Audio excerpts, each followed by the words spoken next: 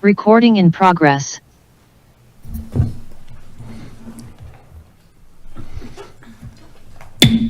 All right, good evening, everybody. I'd like to call to order the Town of Superior, try again. Good evening, everybody. I'd like to call to order the regular meeting of the Town of Superior Board of Trustees and the Superior Metropolitan District Number 1 Board of Directors for Monday, September 23rd, 2024. Can we all please rise for the Pledge of Allegiance?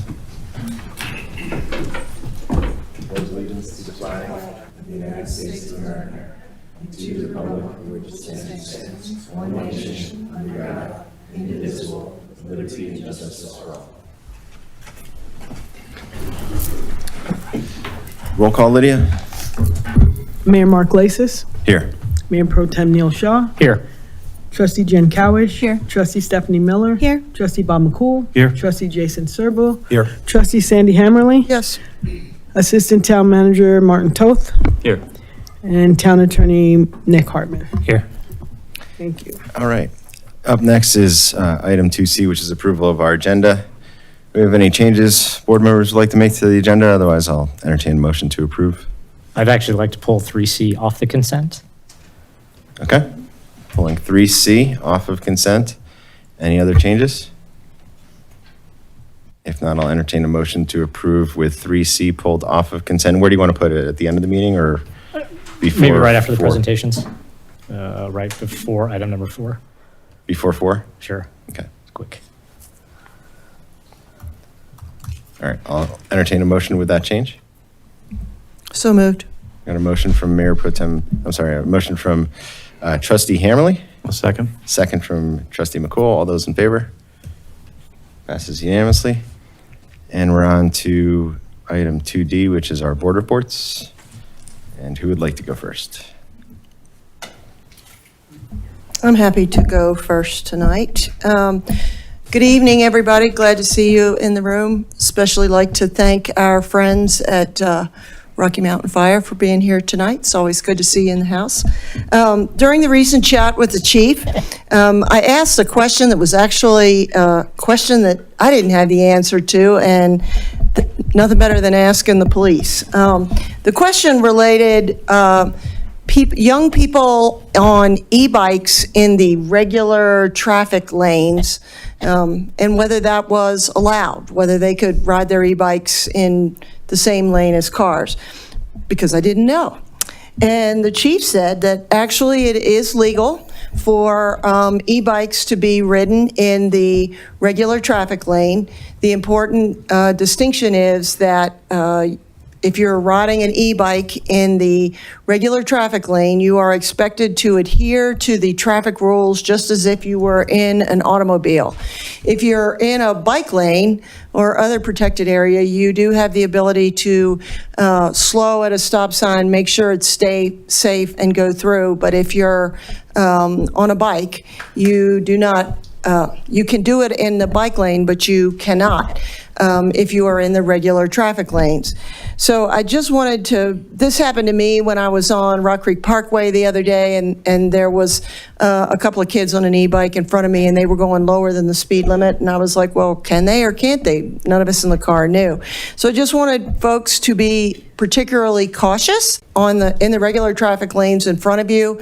Young people on that e-bike probably have not been to driver's school yet, so they don't know the rules of the road the way that you or I would. So just be super aware of them, and that they might not know all the things we know as licensed driver. The second thing I wanted to do was to let everyone know that the library has installed additional lockers at the Superior Community Center. In the past, we've had issues where we didn't have enough lockers, and so people could not reserve books. They are in place and should be in use very soon. Finally, well, not quite finally, I wanted to remind everyone of the free outdoor painting workshop scheduled for this Saturday at Purple Park and hosted by the town's Arts and History Department. All skill levels are welcome, including people like me who have literally no artistic talent whatsoever, and I plan to go. And you will also receive all the supplies to try your hand at either watercolors, acrylic, or pen and ink. Multiple instructors will be available throughout the park to assist you in learning how to be a creative. And there is at least one location that is mobility accessible. To register, go to the town website, and I tried to find a quick link from the front page. There was not one, but all I did was type in register for plein air in the search function, and it took me right to the registration to do it. The last thing I want to do was to just thank town staff for an outstanding event this weekend in downtown Superior. For some of us on the board, we have been involved for a very long time in approving the various development proposals in downtown Superior, and to be able to finally celebrate the opening of our downtown plaza was a super milestone that everyone in the town can celebrate. So thank you very much to town staff for making that a spectacular event, and to all the vendors who showed up, and to all of our residents who came down and participated. Thank you. That's all I have. Thanks, Sandy. Others? Bob? Jason? Jen? I'm just going to call on people. Yeah, I'm ready. Mine's a little bit long tonight, but I've got a new committee that I just started working on, and I want to inform people about what it is. I've attended two now of what's a growing group that we're calling the Boulder County Housing and Homelessness Regional Meetup. And this includes mayors or city council members from cities to Lyons, Longmont, Broomfield, Erie. So it's not just Boulder County, but adjacent cities as well. Anybody that's really going to be affected by housing and homelessness. And when I say housing and homelessness, I think sometimes people hear homelessness and they just, especially in Superior, because we do have a camping ban, they think this is other people's problems. But we actually have about a little under 30% of the people in Superior make under $100,000 a year. So one of the services that are wrapped into homelessness and housing is about also keeping people in homes. So we have people that are housed. We want them to stay there. And some of those folks in our town are one life incident away from not being able to pay their rent and not being able to stay where they are. So I do see a need for our community and focusing and being a part of this conversation, so that when funds are allocated at a state or federal level, that we're at the table as well. In our recent housing survey, there were a lot of responses that, we also have 25% of our community makes over $200,000. So those responses, I believe, they were typically, we don't have a housing problem. We don't need any more housing. And so I think people who are not housing insecure often can be the ones responding to some of these surveys, and I don't think the results are accurate. So I just want to say that I'm going to do my best to ensure that we're actually getting responses from people that are in Bell Flatirons or in the lower price points for our town. And just to give you some data so you understand, in Bell Flatirons, the rental rate is currently about $2,500 for a 2-bedroom apartment. That does not include utilities. And in order to qualify, you have to make 2.5 times the monthly rent to even be considered to rent there. And that is about $75,000 after taxes. So those folks that are, you've got to clear over $100K in order to just live here, right, at the lowest possible point. And then single family homes, while they're not likely going to require the 2.5 times rental income, those are going to be significantly higher for rents, anywhere from $3,000 to upwards of almost $5,000 a month for renting a house in Superior. And then to purchase a house, the lowest price you're going to get around here is about $750,000 to buy into a home. And with the 20% down payment at the mortgage rates, what they are now, it's $5,000 a month. So $2,500 to $5,000 a month is kind of the range to buy into living in our town. And I think that if we do have people that live here that are providing services, working at our community businesses, working at our schools, working at our police and fire, we want to keep them here. And it's something that I think we need to be involved in, where I think in the past it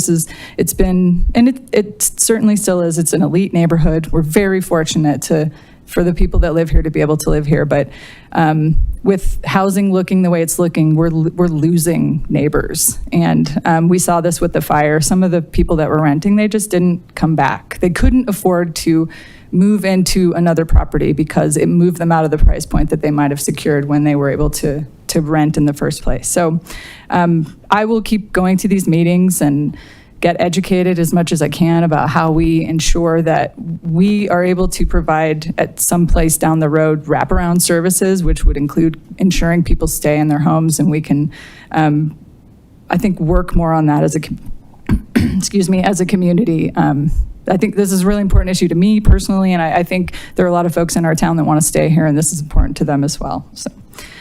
Thanks for that long explanation of what this new committee is. Some shorter board reports. So we had our second veterans meetup. It's going well. Some of the things we're doing is just really trying to figure out what this group is for. I kind of see it as two lanes. One, we have Veterans Day, we have parades that, including veterans in our community and these things that are more the fun side of it. But I also, we have some pretty meaningful conversations about veteran benefits at the state level and what we can do to advocate for improved veterans benefits.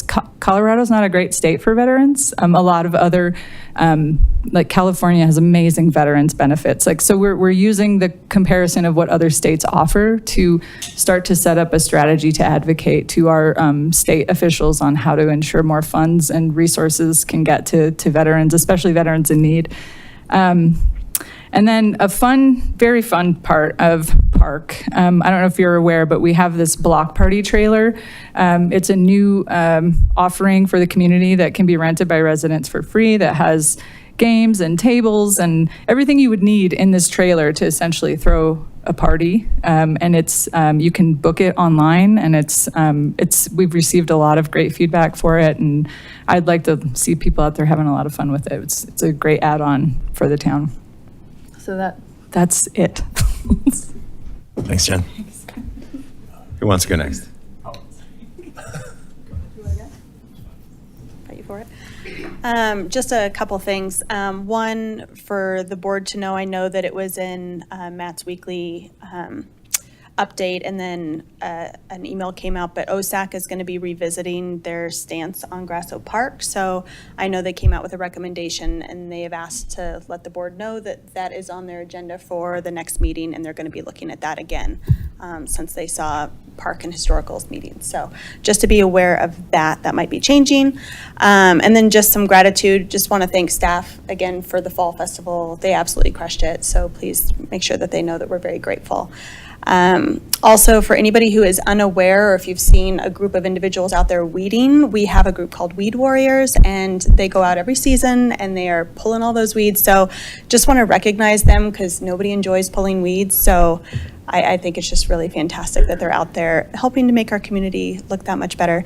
And then also want to thank the comms staff, so Kevin and everybody there, and just the town in general. It came up in our OSAC meeting from somebody who used to live in Louisville and said that Superior does a very robust job of reaching out and trying to get resident feedback. And so just wanted to pass that along to staff so that they understand that that is very much appreciated as well. So that's all I've got. Thank you, Stephanie.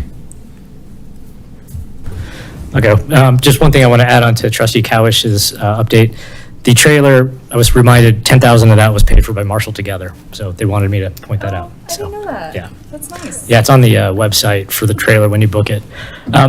Just want to start real quickly. Rock Creek Parkway is now done. We did the changes for a number of reasons, and I want to say that I am absolutely thrilled with the bike lanes and the shortened pedestrian crosswalks. More than anything, I feel really comfortable riding my bike on there. I didn't feel uncomfortable, but now I feel way more comfortable. And then at the pedestrian crossings at Pitkin are just amazing, just so much shorter. And all of us that used to just run across on the west side because there was nothing there and we didn't want to cross 3 times, now there's actually a crossing, and it's great. And I just want to echo a couple of comments about Downtown Palooza. Everybody I know really enjoyed it. There's a few comments I got. I want to just share those. Obviously, no one can control the rain at the end, but some of the community thoughts: can we do this more often? When will it start in the spring? And what can the community do to make this event grow? So those are some ongoing feedback. And then finally, I just want to close with we had a Dr. Cog meeting last week. One of the things on the agenda tonight is for an RTD presentation. DRCOG was asked by RTD, and then RTD is asking all the municipal governments to take a position on the proposed Tabor exemption that RTD is seeking on the November ballot. So DRCOG didn't have enough members in attendance to take that position at meeting, so they'll be holding a special meeting next week once everybody's had an opportunity to speak with their boards and councils. Given that we as a board haven't actually talked about that, and we have our own personal challenges with RTD and everything else related to fast tracks and the Boulder Light Rail, quote unquote. I did reach out to staff to try to get a primer from RTD, and I think item one on the agenda is Lynn Geisinger to give us an update on that overview. What I'd like this board to do is just maybe email me after this meeting about your position on letting me take a position with DRCOG, because that will happen before our next board meeting. And then I'll just go with the majority vote. Normally, I would just feel comfortable taking my own position, but with this, because it is an extension of an existing exemption that RTD has, I thought it'd be good to at least get some background for all of us before I do that. And that's everything for me. Thanks, Neil. Jason? Okay, I've got, just like Jen, I've got a little bit to go over, so I'll try to make it as quick as possible. Starting off with chat with the chief, and Jen actually brought this question up, and this is probably not known by a lot of people. And I do this myself. When you go shopping, and this is something that came up during the amount of theft that goes on with Target and Ulta and other communities, when you use those reusable shopping bags, they are not supposed to be used for shopping with them. And I typically go through and use that rather than getting a cart or a basket. And the letter of the law is when it goes into your bag, that is considered shoplifting because you now have that on your person. It is possession. However, they said the spirit of the law is they will not do anything until you cross through the doors out into the parking lot without paying for it. So I've always put the things in the shopping bag, taken them out, kind of made a big floor, said it's empty, and then paid for everything and then put everything in it. But now I'm paranoid. And I went shopping late last night to get some coffee, and I think I sent you a text saying, I'm using the basket. I'm not using the bag again because I don't want anybody to get the wrong idea. Hey, trustee Serbuzelvik himself. But it was good for clarification on that. I had no idea, and I'm sure a lot of people in the community don't know that either. So that is really good for helping me out going forward. Fall Fest was unbelievable. It surpassed even my wildest expectation. I arrived there at 4:30, and I made it a point to go to every single kiosk, every single vendor, and thank them personally for being here because I want them to know how much it really means to us. They've actually spent the time and the effort to make this a success, and I was just blown away by how many we had. We had 2 city blocks of tents and pagodas and vendors, and I was just humbled by that. So everybody out there, thank you that came by. I do want to have a couple of shout outs to some of the vendors. Local, Bambi for the beer garden, of course. I mean, Bambi's been stepping up, doing so many things for this community, opening up their beer house for us. So I really, really thank them and appreciate every effort they've made. There's a company called Sill Botanics in Rock Creek. It's actually a skincare company started by a woman who wanted natural products when she was pregnant, and a lot of healthcare products and makeup have a lot of chemicals and dyes in it. She was there, and I really appreciated her coming. Forget Me Not Cookie Company is also in Superior. With them and, Boulder Baked and Croissant and Crack Boba, which is also coming in October, we could easily become Cookie Town USA, or at least, Willy Wonka equivalent of the sweets, because we are getting some really good places if you're a sweet tooth coming into downtown. Other places that were fantastic that came by, the Cliff Dweller Wine and the Family Jones were there. And so I reached out to Michaela and I told her I wanted to thank everybody. And of course, in Michaela's way, she would not put herself as a thank you person. But I do want to have a special thank you for Kelly, to Michaela, to Leslie, and to Isaac. Isaac, he did the drone over the top for putting this together. Big shout out to Parks and Rec, the Town Events Department, Real Farmers Market LLC for putting this on, Town Communications. Great marketing. We would not have had the turnout if it wasn't for you guys coming there. The DTS Main Street and the residents for closing the streets, the Metro District, the Origins Building, the Sports Stable, the Town Economic Development, and of course Boulder County Sheriff's, because Sergeant Salomon was there and a lot of his officers were there to keep the peace and just have a really nice police presence. So a really big shout out to them. The dancers that danced right after the ribbon cutting, and a big shout out to the band, the Mark Laces Experience. Great show. And two more things really quickly. There's a coffee shop I'm going to be going to tomorrow morning to see if I can chat the owner into opening up something in Superior, be it in the Safeway Plaza on Main Street or in the marketplace. Everything I'm told about this coffee shop, it is the best coffee by far and away of any independent coffee shop in Boulder County. So I'm hopeful I can work my magic and convince them to maybe give us a shot. And last but not least, and I am going to put this out onto Facebook and kind of get more notification for that. There's a lot of talk about STEM and STEM programs in school, and it's fantastic that we're pushing a lot more kids to go into the engineering and the arts. There's not a lot of talk about architecture anymore. There's not a lot of people who want to go into that profession. So I want to start reaching out a little bit more to the high schoolers, to their parents. I'm currently building a house right now in Old Town, and it's going to be going to the framing stage. I would love the opportunity to reach out to some young people and kind of explain about the profession, about what you can expect if you want to follow that as a career path. You're not going to make a lot of money starting off. You're probably not going to make a lot of money for a really long time. But it sounds great. Sign me up, right? No, but it's a very, very rewarding profession. And I learn, even at my advanced age, I'm constantly learning something about the profession, something about design. And it's very, very rewarding. So I want to kind of, at this point in my life, start giving back to the community with my profession and see if I can get some younger people interested in following a very, very long and very, very storied profession. And that is all I have. And thank you for being patient for me for rambling for this time. Thank you, Jason. Sandy? Bob? Sandy Oh, you already went. Bob. Sorry. We're going all over the place. I'm All right, I won't echo everything. I agree with all the wonderful events that are happening in Superior. I do want to mention the Marshall Together end of summer event at Bambi, and what a wonderful event that was. Thank you to Marshall Together and Bambi for hosting that with us. And also wanted to, the Superior and Louisville Chambers had a great cross-networking event over at the, it is now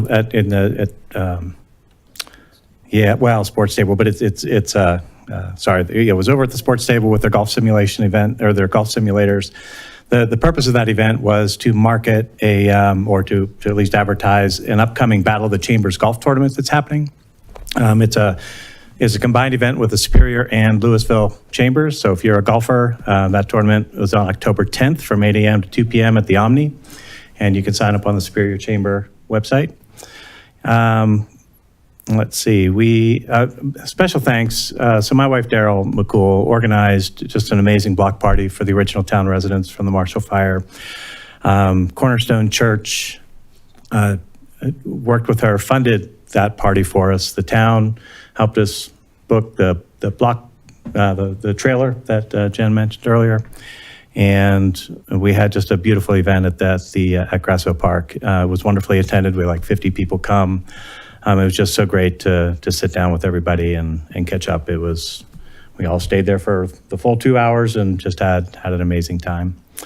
And then just, the grand opening, the Plaza Palooza, what an amazing event. Raining, everybody showed up. It was just packed and it was just phenomenal. We stood there with our umbrellas or nothing or whatever, and it wasn't until the end, until it really started pouring down rain, and even a bunch of us still were hanging out throughout that. It was just an amazing event. So thank you to staff for just making that a great event. And then lastly, I have friends up just off Rock Creek Parkway, and walked into a get together the other night, and they were like, "Trustee McCool, what's with these elimination of the right turn lanes on Rock Creek Parkway? What's that about?" I said, the big reason for that is pedestrian safety, right? We have two neighborhoods on either side of Rock Creek Parkway, and people have to cross, in places, 6 lanes of 7 in some places. And so by eliminating these outer lanes, we kept the 2 lanes. We heard everybody loud and clear. We kind of went back to the 2 lanes, but part of the work was to make this safer for pedestrians to cross, and that eliminates 2 lanes on either side, and it just makes it a little bit safer. So, I think we're hearing you. We know you've got to be a little bit more careful. The lanes are narrow. I'm seeing people slow down, which is great. But when you're coming up on these right turn lanes, remember, people aren't going into right turn lanes quickly, and you can't keep up your speed. You need to kind of ease up on that. So it was an easy answer. it's important. We'll all get used to it. I know it's a change. I'm driving via Appy every day. That was a big change over to Louisville down to one lane. So, but it is working. So, and that's all I got. Thanks, Bob. Did I get everybody? I think so. All right, good evening, everybody. Good to see you all. I don't have much to add other than just to extend my kudos also to the staff for planning and holding a really successful Plaza Palooza event. I think the one comment that I heard over and over again from the residents is just, like, look at how far we've come. Like, we used to be just this little small town that, maybe we would get together for the 4th of July and Chili Fest, and now we're doing all these regular concerts in the park and plazas, and it's just such a special opportunity for the community to come together, and it's just nice, and I'm really excited to see this continue on and grow over time. So even with questionable weather and a competing CU football game, we still had a really good turnout. So thank you all for coming to it, and thank you to Michaela and her team of town staff for hosting this really successful event, and to all the vendors who participated in it. And that's all I've got for tonight. And Martin, anything from the town managers, Nothing more, thanks. Nothing here. town attorney, and town clerk? Nothing to report. Thank you. Okay. And we're on to item 2E, which is our public comment on our consent agenda, presentations and non-agenda items. If you'd like to make public comment here, we've got a sign-up sheet at the table there. If you could write your first and last name and the city in which you reside. We limit public comment to 5 minutes per person. If you're participating via Zoom, you can give public comment. Just use the raise hand feature, and we will call on you in the order in which we see your hand raised. So I'll turn to the boardroom first. Any public comment here?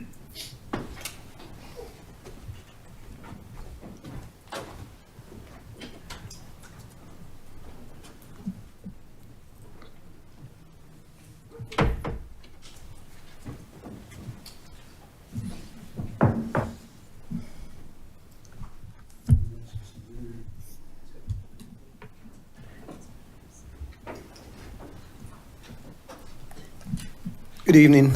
My name is Chris Plott. I live at 2913 Marble Lane in Rock Creek. And I just wanted to address the fence issue, fence painting decision, I guess, that's been made. I was on the Metro District when we dissolved it and drafted that document. And we didn't have to do that at that time. And we decided to cooperate with the town and expected cooperation back. And so it's rather disappointing that you made this decision. I think the clause that allows you to do that was something we're trying to give the town some flexibility in the future for things that may be unforeseen. And I'm quite disappointed that you all chosen to do what you did. It's very clear in the agreement that you were supposed to maintain those services. You did it for 20-some years, and suddenly you decide it's not the case. And I think there were other avenues you could have taken besides simply deciding not to do that. Improving codes, working with the homeowners association to help get better cooperation out of residents. And I really would respectfully request that you reconsider, because you basically blew the spirit of cooperation that we had put in place when we dissolved the metro districts. Thank you for your comments. Who's up next? Mr. Kuffner? Good evening, George Kuffner. I'd like to start by thanking Neil Shaw for sending me the information where to find the 2020 spending limits. But that's kind of, it's like it's 4 years old, so I don't know if it's still the same or. It's unchanged. It's unchanged? Okay, thank you. Okay, well, thank you very much for doing that. That's one thing. The other thing I'd like to talk about is the walk bridge right over here at Grasso Park. I went to a historical meeting, and I didn't know much about it, that it was coming until, boom, it's there. So I went up there and we talked to him and listened to him. And from what I understand, we're already on the bridge. Somebody's paying 2/3 of the bill, and all we're paying is 1/3. And if we keep dragging our feet, we could lose the guy with the 2/3 of the money. So I think we need to get this done. And it don't only have to be done, but we need to make this ADA accessible. All of us don't have good arms and good legs. and Grasso Park is, it's as beautiful for people that are handicapped as it is for people that are not. And just because they're handicapped don't mean they don't like to look at old things or whatnot. So I wish we'd get going on this and quit debating and waiting, because every time we wait, it just costs us more money. And we need a walk bridge down here. I mean, come on. Everybody ought to, I don't know where you'd park on the other side besides blocking somebody in. So I wish we'd get on the stick and get that done. Hopefully. Then I didn't get any other information from the board members on my email other than Neil. And I wish you guys would email me answers that I've been harping up here for 2.5 months now. And I talk, and you guys nod your head, yeah. I give you my email address. Several of you act like you write it down, but I think you lose it before you get to that rear door over there. So I'm going to repeat my email. It's jglakes@aol.com. Please email me so that we don't have the disagreement that me and Sandy had when we had a conversation, when I thought she said one thing and she said something else. And I'm not hard of hearing, and I don't think I'm stupid. So when you tell me something, I remember it and retain it for quite a long time. So I wish we would get that done for George, and then I could quit harping on this and go on to something else. Alrighty, thank you very much. You guys have a good evening. Thanks for your comments. Additional public comment here in the boardroom.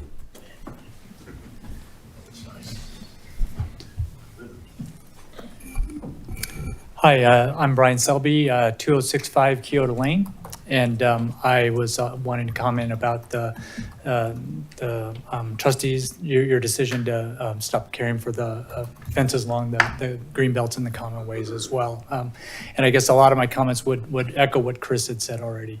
And that is that, I wouldn't even know about it except that the HOA notified us, and I live along the green belt, and it just feels a little disingenuous, really, to have taken responsibility for that for 20 years and then suddenly just decide to absolve yourself of responsibility now when the fences actually need some real repair, right? Or because they're getting to that age, versus in the first 20 years, they needed painting, but now they're actually going to need work, and that transfers to the homeowners.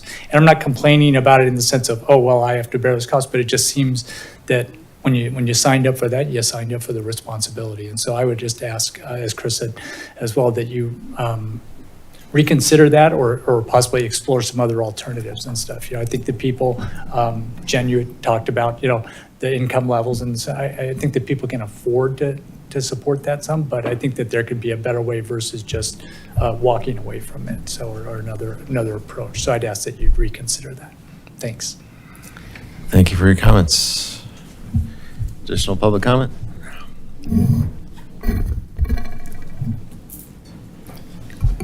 Hi, my name is Jim Crease. I live at 413 Promenade in downtown Superior. First, I want to thank the town for the amazing event over the weekend.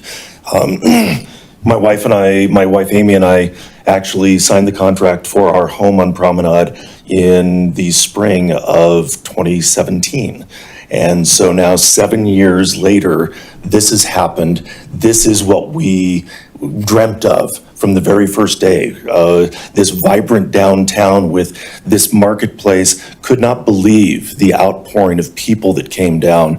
I talked to a few of my neighbors as we were down there, and I said, my real concern was that the town was going to go to all this effort, and we were going to have all these wonderful vendors and these great bands and food trucks, and there would be about 11 of us from downtown standing there and feeling really awkward that we can't do all the supporting here. So it was wonderful to see the town come out. Really looking forward to more activities. The concerts in the park over the summer have been wonderful, and also love the fact that those concerts continue now during the cooler weather at the community center. Other purpose for me coming up, I became aware in the last week or so about some opposition to the Grasso Park Trail that is proposed to go through and along the creek along here. And I want to provide my support for that to be constructed as it is currently platted out. I think that it accomplishes a number of things. First and foremost, I know with that flood mitigation, we are actually going to be shoring up the land where those historic artifacts are sitting. And we don't want that to erode and continue to cause a problem where those things could wind up being compromised by the creek and the creek path. Secondly, and I guess somewhat selfishly, I walk and ride my bike on the path underneath from downtown over here into this side very frequently. And the sidewalk as it is currently laid out, as it comes up here next to Town Hall, it's a bit of a blind turn. I've had a lot of close calls there, both as a pedestrian and a bicyclist. And I think, from what I understand from the Historical Commission the other day, that is also not ADA compliant because of the current gradient up that sidewalk. And so I saw the design. I really like how that design continues along the creekway. It smooths out that curve so that we don't have the potential for as many accidents and problems. I think we have more and more bicyclists all the time now that e-bikes have become all the thing. And especially with e-bikes, I am worried at the speeds at which a lot of people who couldn't pedal their bike at 15, 18, 20 miles an hour are able to come through that path at those higher speeds. And I think that it is very important for us to have a good pathway from downtown into the town, the town board or the town offices, and to this historic part of downtown that is accessible to anybody with mobility issues. At this point, to truly find an accessible way across, you've either got to cross over at the roundabout, or you can come over by Starbucks and Superior Liquor and go across that very long stoplight crosswalk. And so I think that a good accessible path underneath that bridge is a positive thing. I'm not sure what the motivation behind not wanting this to go as it is current, other than it gets a little bit too close to the historic buildings. I don't think there's anything there that we can't come up with a solution that can be amenable to everybody.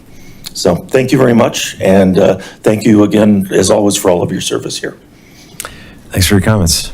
Any additional public comment here in the boardroom? Seeing none, I'll turn to Zoom, and we've got Susan Leibovitz.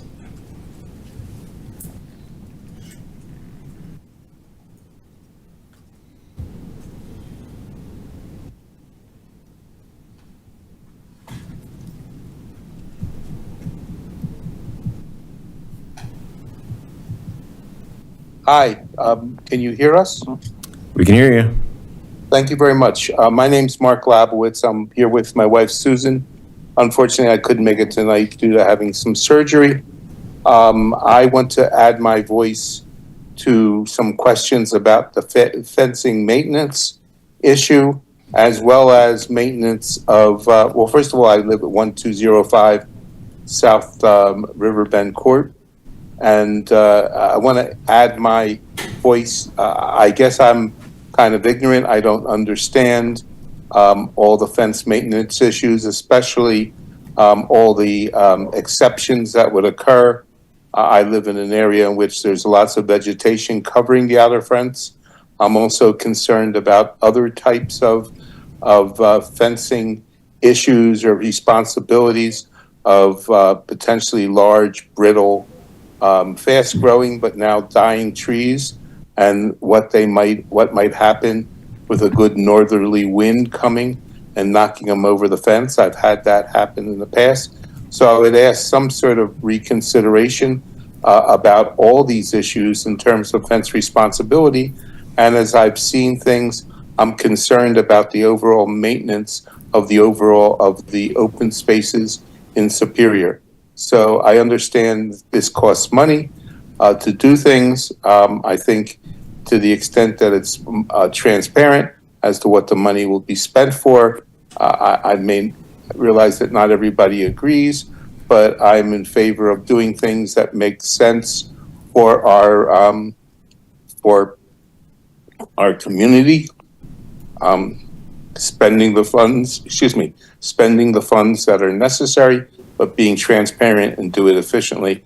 And so I would like to understand this and join with my fellow residents in exploring this further. So thank you very much for listening to me, and thank you for all the things you do.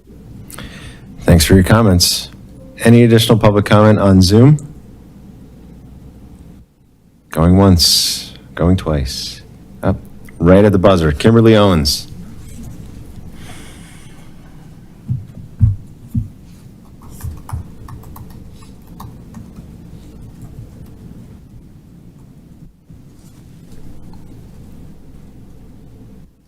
Hi, my name is Kimberly Owens. I live on South Seabrook Court. I just wanted to also voice my concern about the fence decision. Like was said earlier, we just found out about it through the HOA, and so I wish there had been a little bit more transparency coming from the board. And further, I mean, we have a fence largely surrounding the outdoor space, and just sort of what the financial implications are. Not everyone can afford it, or, the HOA tells us that, our HOA dues are going to go up. And so it's all just news to me. I would join the others in asking that there's some reconsideration, or that there's more information that's disseminated out to the public, so that there's just more of a say in something that the town has historically taken care of. So that's my comment.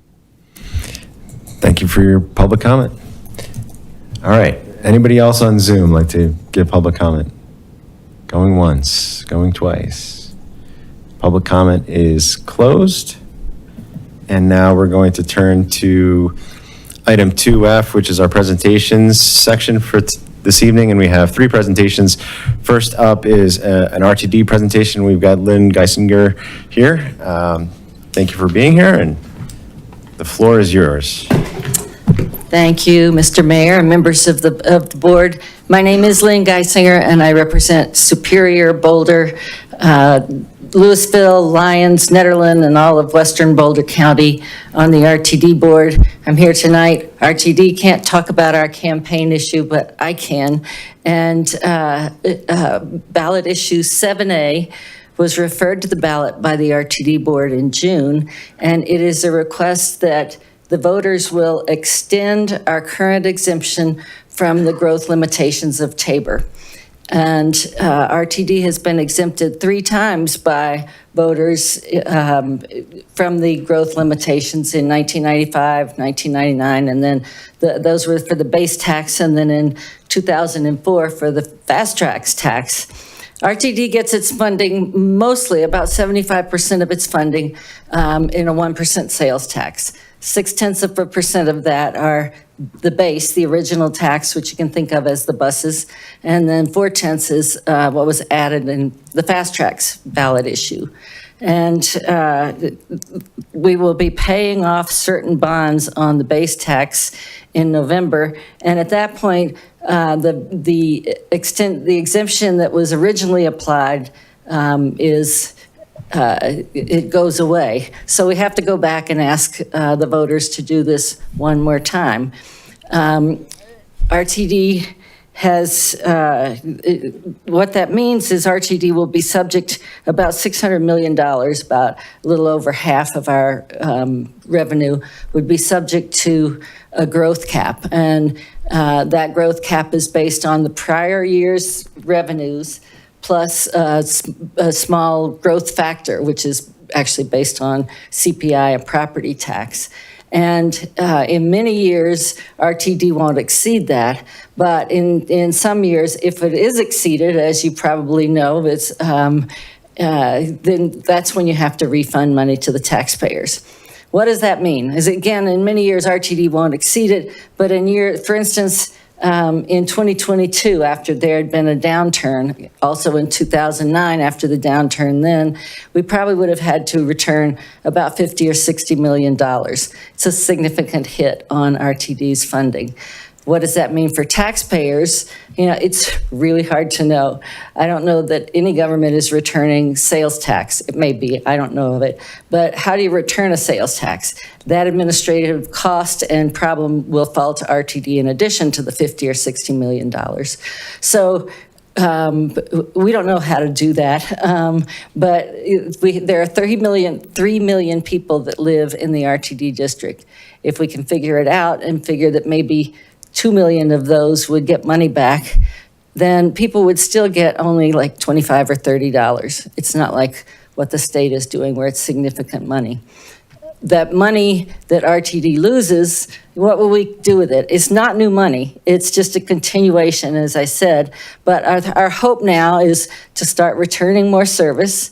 And as you've probably heard, we've had to embark on some significant maintenance over the summer, which unfortunately was hard on people on the light rail, but it's what we have to do to keep our older systems running.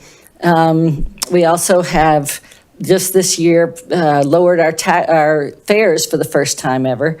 And for this area, that means that instead of paying $5.50 to do a regional route to go to Denver or other places, it costs $2.75 for all of your citizens to travel anywhere except to the airport, which is still at a higher rate. Although if you're over 65, it's only $1.35 to go to the airport. It's really a good deal. So the money, again, is it will continue a lot of what RTD has been doing. We did some polling in April, and 68% of people said that they would support this ballot issue. So that's when we decided to go ahead and put it on there. One question I get sometimes is, does this expire? And the polling said that 68% would support it without an expiration, 70% would support it with. So the decision was made that's, we'd go for, it's an easy question, right? A 2% difference. It's as we're hearing in lots of polls right now, it's not much. We've gotten a lot of support. I want to thank your mayor, one of the early endorsers. The Metro Mayor's Caucus, representing all 38 mayors, has endorsed the Denver Metro Chamber, the Boulder Chamber, the Northwest Chamber, which is all of the cities, have endorsed a large number of individual cities, and that's growing, and a large number of nonprofits. A lot of what we do, sort of what I consider our core work, is moving people who can't otherwise move themselves, don't have cars, people with disabilities, low income, seniors, people and a lot of groups, AARP, the Colorado Cross Disability Coalition, a lot of other groups, nonprofits have supported the ballot issue. One thing that's not great for us is there's a special district, we're down at the very bottom of the ballot, and it promises to be a pretty large ballot this year. So I would appreciate you considering, I think that I spoke with someone that potentially considering resolution to support. And also for any of you that send out voter guides or recommendations, keep us in mind. We need that money, and we appreciate your support. Happy to answer questions. Thanks for being here, Lynn. Director Geisinger, thanks for coming. It was my request to have you out here because we were at Dr. Cog on Wednesday, and Dr. Cog didn't have enough people to make a decision. I didn't know where this board fell, in terms of the ballot support or against it. But some of the things that RTD has done in just the last couple of years in terms of simplifying the fares. 19 and under are able to ride the bus for free, so my daughter could go to the airport over the weekend, and we didn't have to fiddle with getting a ticket. So those are things that we love about RTD. But as you've been on some of the emails in the past few months, people are struggling because the service levels are not where they used to be pre-pandemic in terms of the frequency of the buses, or just sometimes they feel like they're packed to the gills. What is the plan to kind of start bringing the service back to the pre-pandemic level? And I do understand, I've seen relative to the post-pandemic, the Denver metro area is like one of the lowest in terms of returning to the office, right? So it's that double-edged sword of, do you run more buses because people should be returning to the office, but they're not? Traffic's worse on 36 and 25, but is that because there's not enough buses, or just because people forgot how to ride the buses? I mean, one of the best things that happened when I got elected is I got a bus pass, right? It was cool. It was awesome. And like that first year, I rode the bus all the time, and then after that, I haven't been able to ride the bus because it's not frequent enough to get to where I need to go. So it's just a question ultimately of how do you see RTD going back? We're like, we didn't get one of those. Why Yeah, we'll wait till that. Oh, We can talk about that later. Just for Neil?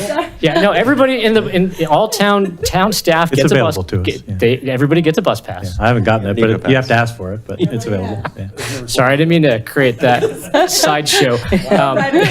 We'll take care of it. There'll be a lot of questions tomorrow, I Yeah. guess. So I'd love to hear kind of what the RTD plans are to kind of start returning the service to, what we were experiencing pre-pandemic and how you see that, assuming that this passes, or if it doesn't pass, what are some of the ramifications? Great, thanks so much. Thanks for suggesting that I come. I actually put in a call today to find out more from staff about what the plan is in the very near immediate future. It's coming to the Operations and Safety Committee in about 2 weeks in the October meeting. I am pretty sure that in January, we'll be adding more service to the AB, which is the one that is just, it's standing room only all the time, a lot of the time, I should say all the time. And so I'm hopeful that's the bus to the airport, of course, and I'm hopeful we'll get that service back. I am always pushing for more FF1, FF2 down to Denver. The FF4 is been an important piece because it takes people to the Civic Center. I don't know exactly what is coming back in January. We do have a system optimization plan that was passed. I think it was about 2.5 years ago, and we haven't been able to bring back service as quickly as we had hoped because of the, money is one issue. The bigger issue right now has been hiring and keeping our drivers and maintenance people. We're making a lot of progress with that. The RTD staff has hired a number of additional executive search people and doing a lot of fairs. And I just saw some numbers today that those positions are looking much better. So I think that we will be able to start making more significant progress on the system optimization plan in the near future. I'm happy to get back to you with more as I learn about it. But I hear your pain, and it's one of the things we are pushing for all the time. So I really appreciate it. Thank you. Any other questions? Thank you for having me. Yeah. Thank you, Director Geisinger.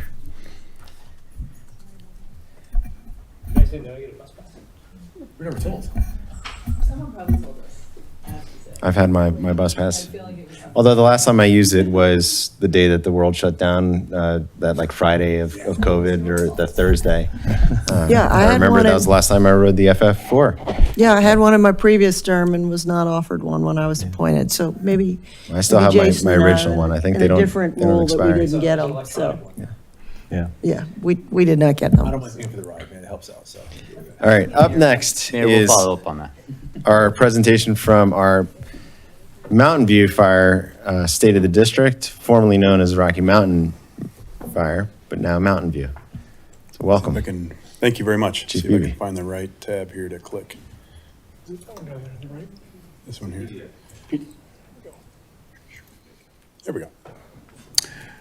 Thank you, trustees, for letting us come and steal about 5 or so of your minutes, just to talk about Mountain View and where we're at, the things we're doing and the things we're looking forward to, and maybe some challenges too that we see.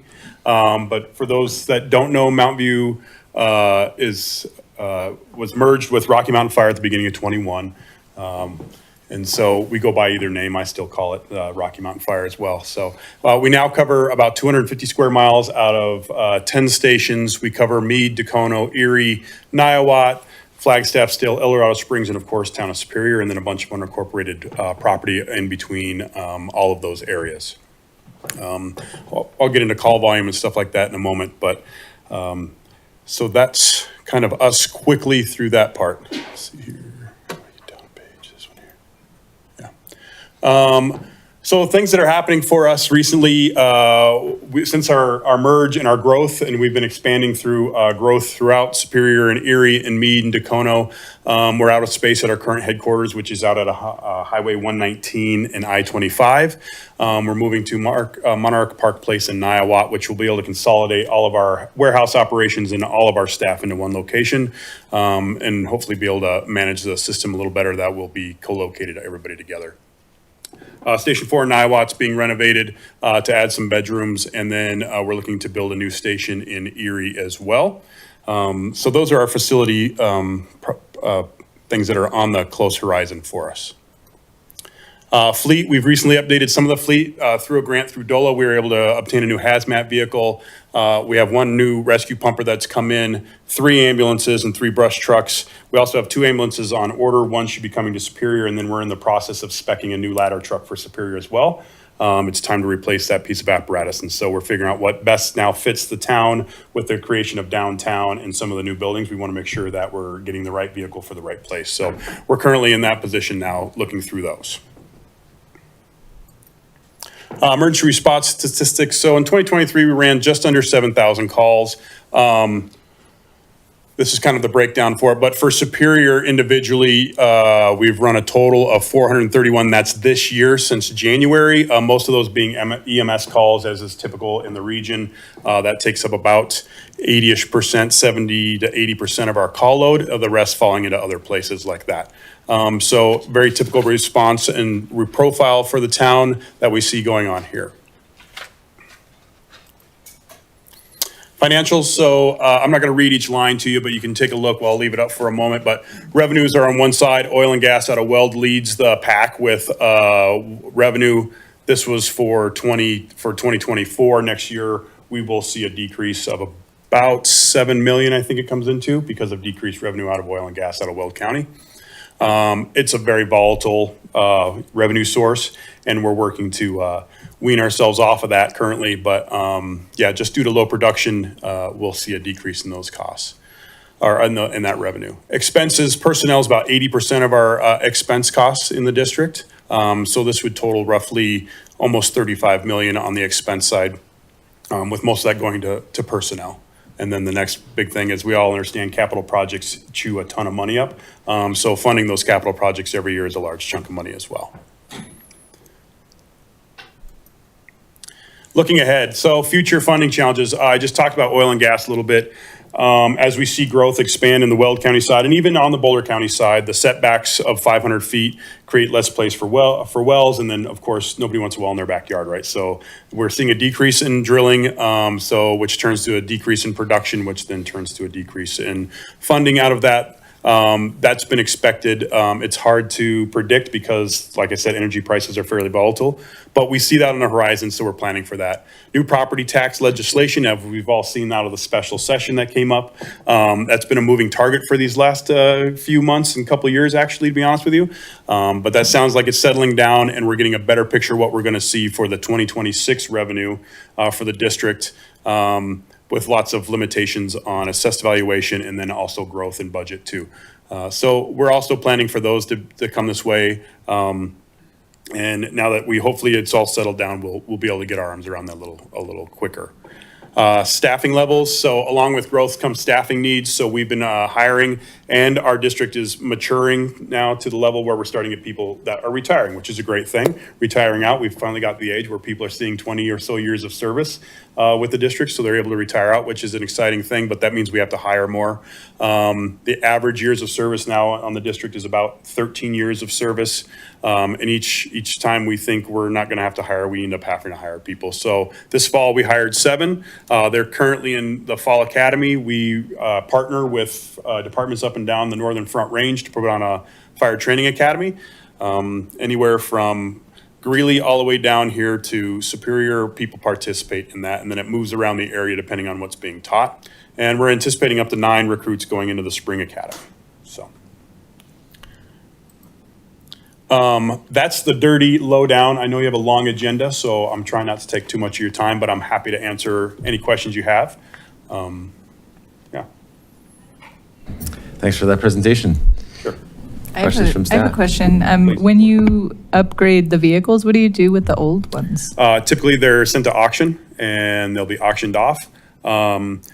If they're older and the proceeds won't amount to much, we recently just partnered with NIST, and we donated them an ambulance to do research for public safety communications research.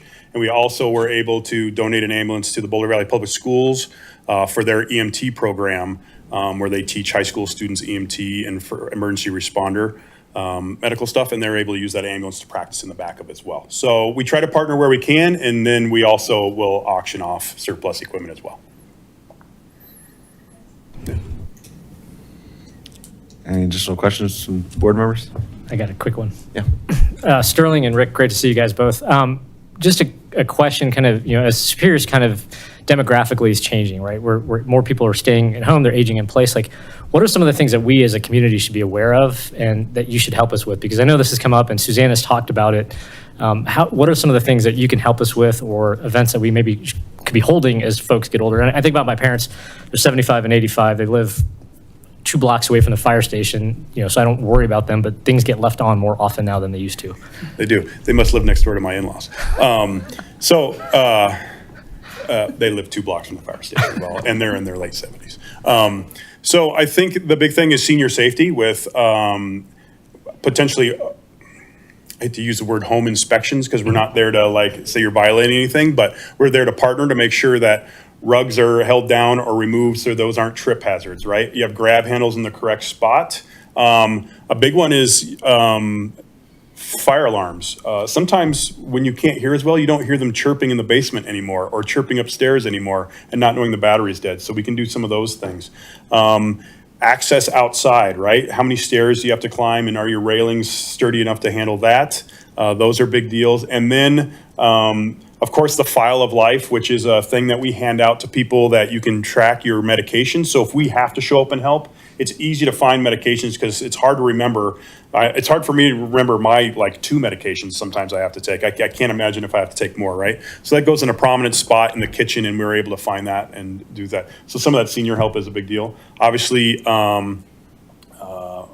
wildfire and urban interface stuff is a large aspect, but we've been working with the town on some of those projects to work through that. So that's another good partnership with it. And then I think just great visibility, right? Like being more involved in things like Fall Fest or the Chili Fest or in the 4th of July, and making sure we're around. So the questions that come up, we're around to be able to answer those instead of, it's easy to be forgotten when we're in the fire station and out in the community. So ensuring that we're well aware of all the events that are going on and then making as many of them as we possibly can, even if we just show up and hang out and it's not anything formal, we want to be part of that process.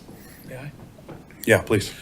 We also have a great community outreach crew that can do senior citizen blood pressure checks. They can do CPR. They can do all kinds of classes that can assist with people like your folks. So please reach out to us. We can connect you with the right people, and we can hopefully have those kinds of events that can help. Great, thanks a lot. Yeah, and one more I'd add to it is batteries are becoming more and more prominent. We just had a big discussion about e-bikes and how fast they go, and using the right chargers for the right bike and charging them in the right places and not leaving them unattended. That's becoming a bigger and bigger issue in the fire service with these battery fires, and then to people that don't know about it. So some battery charging and care, probably public service announcements was probably worth it too. No, actually, that's a great point, because I think about my house. There's no smoke alarms in my garage. Right. And it's not part of code to put one in the garage. Right. So between the electric bike, the electric car, the scooter, there's a lot of things that could sort of start smoking and then take the house down. And they catch you by surprise. So Yeah. some of that education would be worth it as well. Thanks. Additional questions? Comments? Well, thank you both for being here. We appreciate Mountain View's service to the community and our partnership. Thank you. We appreciate the partnership over the years. Really appreciate it. Okay, we're moving right along onto item number 3 for our presentations, which is a presentation from Guardian Storage, the annexation and expansion concept plan. Good evening, Mayor and trustees. I don't have a presentation. I'm just going to pull up the applicant's presentation to you. So tonight we have Mr. Kevin Cohen and Mr. Jim Brustovich here to share with you. And as always, when we consider a concept plan review, any feedback that you may share is non-binding. This is just for an informational discussion and just to kind of gauge level of interest. The application would require annexation, plan development, as well as an FDP prior to any development on the property. So with that, I'll turn it over. Just with the mouse, just Yeah, just the mouse, or we Okay. can change it to slideshow. okay. Where's the PowerPoint? Where's the Oh, sorry, we have a keyboard here. split presentation? Yeah. All right. Good evening, everybody. I'm having some deja vu here. It was about 15 years ago that we were presenting for our project, and I can't believe how quickly the time goes, and it's all new faces for me. I thought maybe Mr. Trustee McCool was here and Matt was here, but he couldn't make it tonight. But thank you for this opportunity. It's really nice that a town has this type of working session where you can get some feedback and get a feel for the temperature for a project. So a little bit of background on Guardian Storage. We opened in 2012, and it's been a great decade plus for us, not just in terms of being a profitable business, but more so from our involvement in the community. And we've been in business for 35 years. We have about 35 properties between Western Pennsylvania and Colorado, and I'm not sure we've ever had a property that's been entrenched as much in a community as our property here has been. Just some quick company background. Guardian Storage, we design, operate, manage our own properties, catering to high-end residential and commercial clients. We've developed and managed over 3 million square feet between Western PA and Colorado, and everything we do is Class A, state-of-the-art in terms of architecture, landscaping, customer service, technology, and customer amenities. We opened in February 2012 at 1555 South 76th Street, and I'll orient you on a map in a second. Our goal when opening a new property is to be omnipresent in the community. And what we want for people in the community to realize is when they think of storage, they think of Guardian Storage. And these are just a few of the examples of how our location has benefited the community and how we get involved. You know, we dedicate our location for things like biannual, document shredding and electronic recycling. We do an annual coat and sock drive where people, from Superior come and drop off things for donations. We're sponsors at various events like the Parade and Pancakes, sponsors of music, dog adoption. And lastly, we're very active in the Chamber of Commerce, including hosting business after hours. And, for these efforts, we've been recognized 2 times by the Chamber of Commerce for our work with the business community. The first was as the Independent Business of the Year in 2014, which was given to 15 employees or less. And then in 2019, we were named the Business of the Year by the Superior Business of Commerce for our work. And I think why this is important is, this is why we have some interest in what we are proposing to do. Just to orient yourself, we are just north of the property that we're looking at. It's 4.5 acres just to the south at 1599 South 76th Street. So going to get to the project overview in the meat, and I only have a few more minutes here to really speak, but one of the benefits of having commercial tenants, which we have right now, and being involved with the Chamber of Commerce is that we're really able to have our finger on the pulse of what small businesses are looking for, and we're really in tune to their needs. And we see these people, we talk to them, and we've learned over time that small businesses need large storage options to house and manage their inventory. And the options for this type of storage has become more and more limited and expensive in Boulder County. Many of the areas that were previously zoned for this type of space have been rezoned to multifamily. And if you go on your phones and you search for flex space, what you're going to find is very large units, 5,000 to 20,000 square feet. They're very dated. They're only for lease. They have no overhead door. They don't have the clear height that a lot of these businesses are requiring.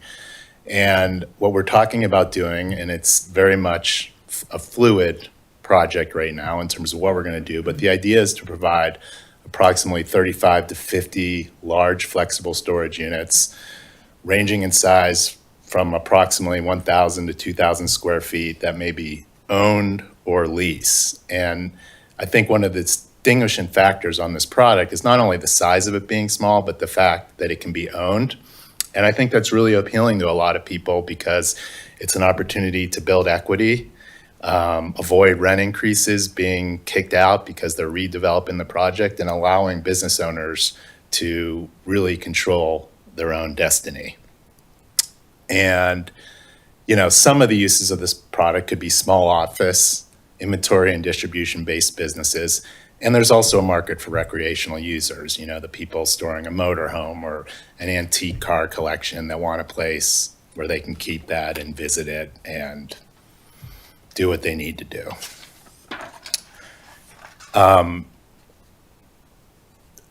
Again, we're still figuring this out, but these are some of the amenities that we might include on the project. 14 to 20 foot wide overhead doors, insulated walls, ceilings, and doors. You know, would have full HVAC.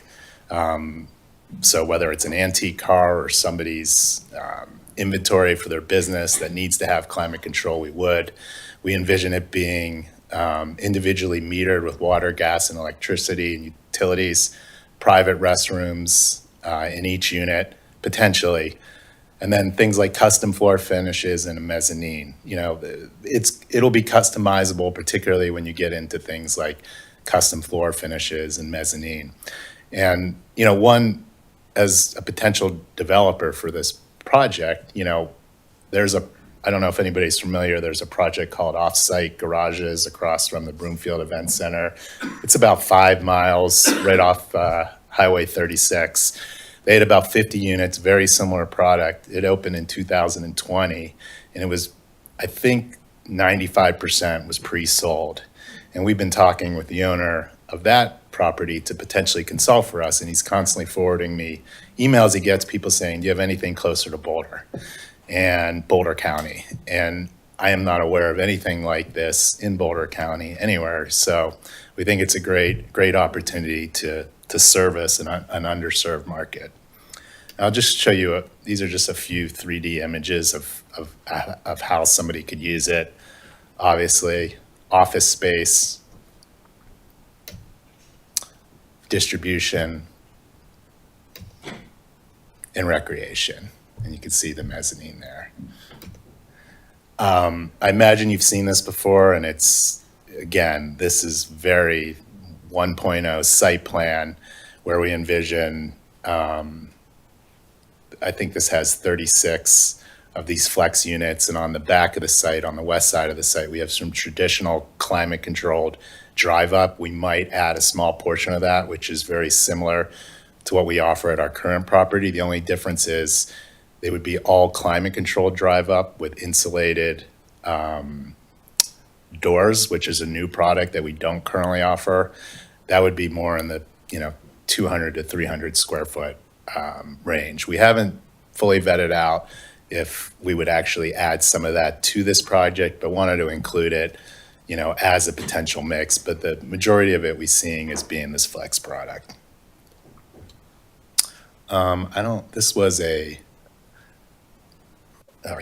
If you're interested, this is a property in Loveland that's somewhat similar, and I was just going to play it so you can see sort of what it looks like.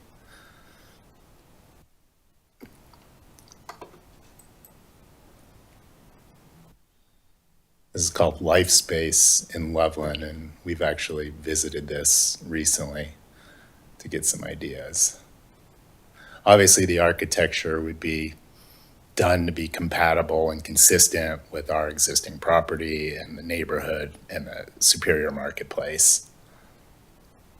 And one interesting thing is it shows so many cars there. Jim Brostovich, who might come up for a second here, we were there in the middle of the day and took some pictures that I have.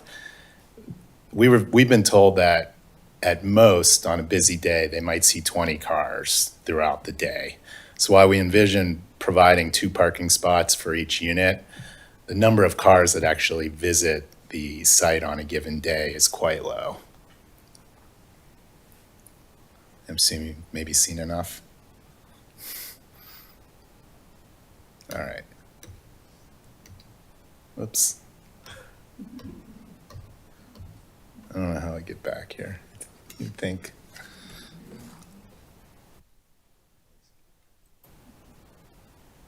Before we do it, I don't know how I get back. I'll let you do it, Jim. Jim's been my civil engineer for as long as I've been in the business, and just in case there's any questions on how. That was the end. Okay. Can you get back to that slide with the site plan? I I'll feel like try. I'm 75 years old. I can't work a PowerPoint. Okay, well, I don't know how to do that either, but we have the site plan up here. Again, this is not even close to an FDP or anything, but some of the things that we thought about when we laid this concept out was we wanted to keep the drive aisle as far away from Sagamore as possible to minimize any kind of noise and obstruction there. We wanted north-south drive aisles here for solar, the solar advantage, because if you have, just like this product here, any of these buildings that if they face north, they're a snow and ice issue. But we have, if this is even appealing at all, we have a whole process to go through with a PD and FDP and everything like that. So we'd love to hear feedback on this, but this is by no means the final site plan. Thanks for the presentation. I'll turn it over to board members if anybody has any questions. Otherwise, I'll start. Thank you. Always appreciate Western PA here in Colorado. That's my home, and I appreciate the people there. And you have been a great partner for the town. I think living in this side of town, I think, and having everyone just still recovering from the Marshall Fire, there's going to be some concerns that the residents of Sagamore really need to get a look at this. So I'd love for us to figure out how to make that happen so that, this is something that they're well aware of, have the time to process it and provide feedback and figure out how it impacts that side of Sagamore. From a business, I love what you guys do, and you've been a great partner, but as we start to get that close to a residential area, getting them engaged will be really important. And so I just look forward to seeing how that shakes out, with those residents. So I'd love to figure out how we really get them engaged. I think we received one email today just expressing like, oh no, what's going on here? So it's important that neighborhood is engaged with this. So.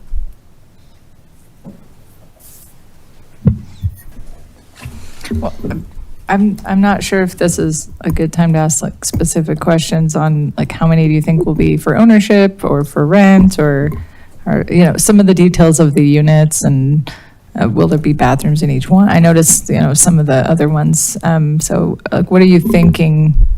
I realize these are no like hard answers right now, but I'm just to get a little more understanding of the concept of the use. I think the majority of them are owned, is my understanding. I think as high as 80% of them end up being owned because of the advantage that people want ownership, right? In terms of being able to lease just gives us some additional flexibility. I mean, from a business standpoint, I've even gotten to the point whether there's one that's beneficial to us or not, or more beneficial than the other. But from my standpoint, we want to sell or lease all the units. So whatever makes sense. In terms of bathrooms, the way I envision it is it could be, we put the plumbing in, they're bathroom ready, and then somebody has the option to put in a bathroom if they want. Because of ADA requirements and how far bathrooms need to be, it might make more sense for us to just put them all in if we're already putting the plumbing in for each unit. So that's to be determined. I mean, the alternative is to have like a central clubhouse type place with a kitchen and a bathroom. But we think that, the people who are going to use these units and run their business from them will probably, and it won't be a cheap thing to buy, obviously. And so they're going to be looking for a bathroom in the unit. So as of today, I would say it's more likely than not that every unit would have a bathroom. Is there like best case scenario, if you could have anything you wanted, timeline for something like this? Like is this a few years? Is this 5 to 10? Like how long does something like this take to build out when it's green light to go? To construct it, I mean, I would think we would construct it in a year. I mean, our properties take about a year to construct, and I think it's a similar type of construction. So I wouldn't anticipate it. And if these businesses go well, you hopefully have all of them sold or leased before you open. It's a different business than what we've been doing next door. And we thought about, well, why don't we just build 80,000 square feet of self-storage like we have? But there's a lot of self-storage in the market. There's projects on the board in Broomfield, in Louisville, and just tried to think of something that's unique and actually, you know, really needed versus just doing more of what we already have. What do you anticipate? I'm sorry, Jen. I think these are great. I think I can think of a handful of families that would be massively interested in these. We live in an HOA that doesn't let us have anything at our property, and everyone's got toys and businesses from home. Like this is, I think, a fantastic offering for our community to expand without having to leave the neighborhood to afford to live and potentially have something additional. So thanks for sharing. If we move forward, I'll take those names from you and hold on to them. What do you anticipate the cost per unit or per square footage for these units? To buy? To buy, yeah. It's a great question. I would say, I would, based on other markets, it could be like $250 a foot. Mm-hmm. I'd say if I wanted to be really broad, 200 to 300. Sure, you know, no, based on that's what the fine. market would demand. I know there's well, first, let me say this. You're with Guardian Storage. You know, a lot of the people in the community post Marshall Fire owe you a debt of gratitude. My house went down in the fire, and we utilized your business for storage for new furniture, for things we were kind of building back. And I know a lot of the community has used you guys, and you guys were there for us. So thank you for that, first of all. Thanks. That means a lot. No, to you hear. guys Thank were you guys were great. So I think you guys have some really goodwill with the community. So that's something that's going to definitely be in your favor. Secondly, yeah, I am very, very aware of this prototype and typology, and it is very desperately desired in a lot of communities just for recreation, for office space and storage. There is a similar location like this in Aurora that went up about 10 years ago that kind of started the trend in Colorado. And I'm just kind of curious if you would just use this for the uses that you're stating. For one thing they do in Aurora is a lot of mechanics and a lot of like car restoration people have gone in there. So, you know, one thing I want to be sensitive with is, you know, obviously anything in this unit which would be open flame, welding, any type of arresters material like that.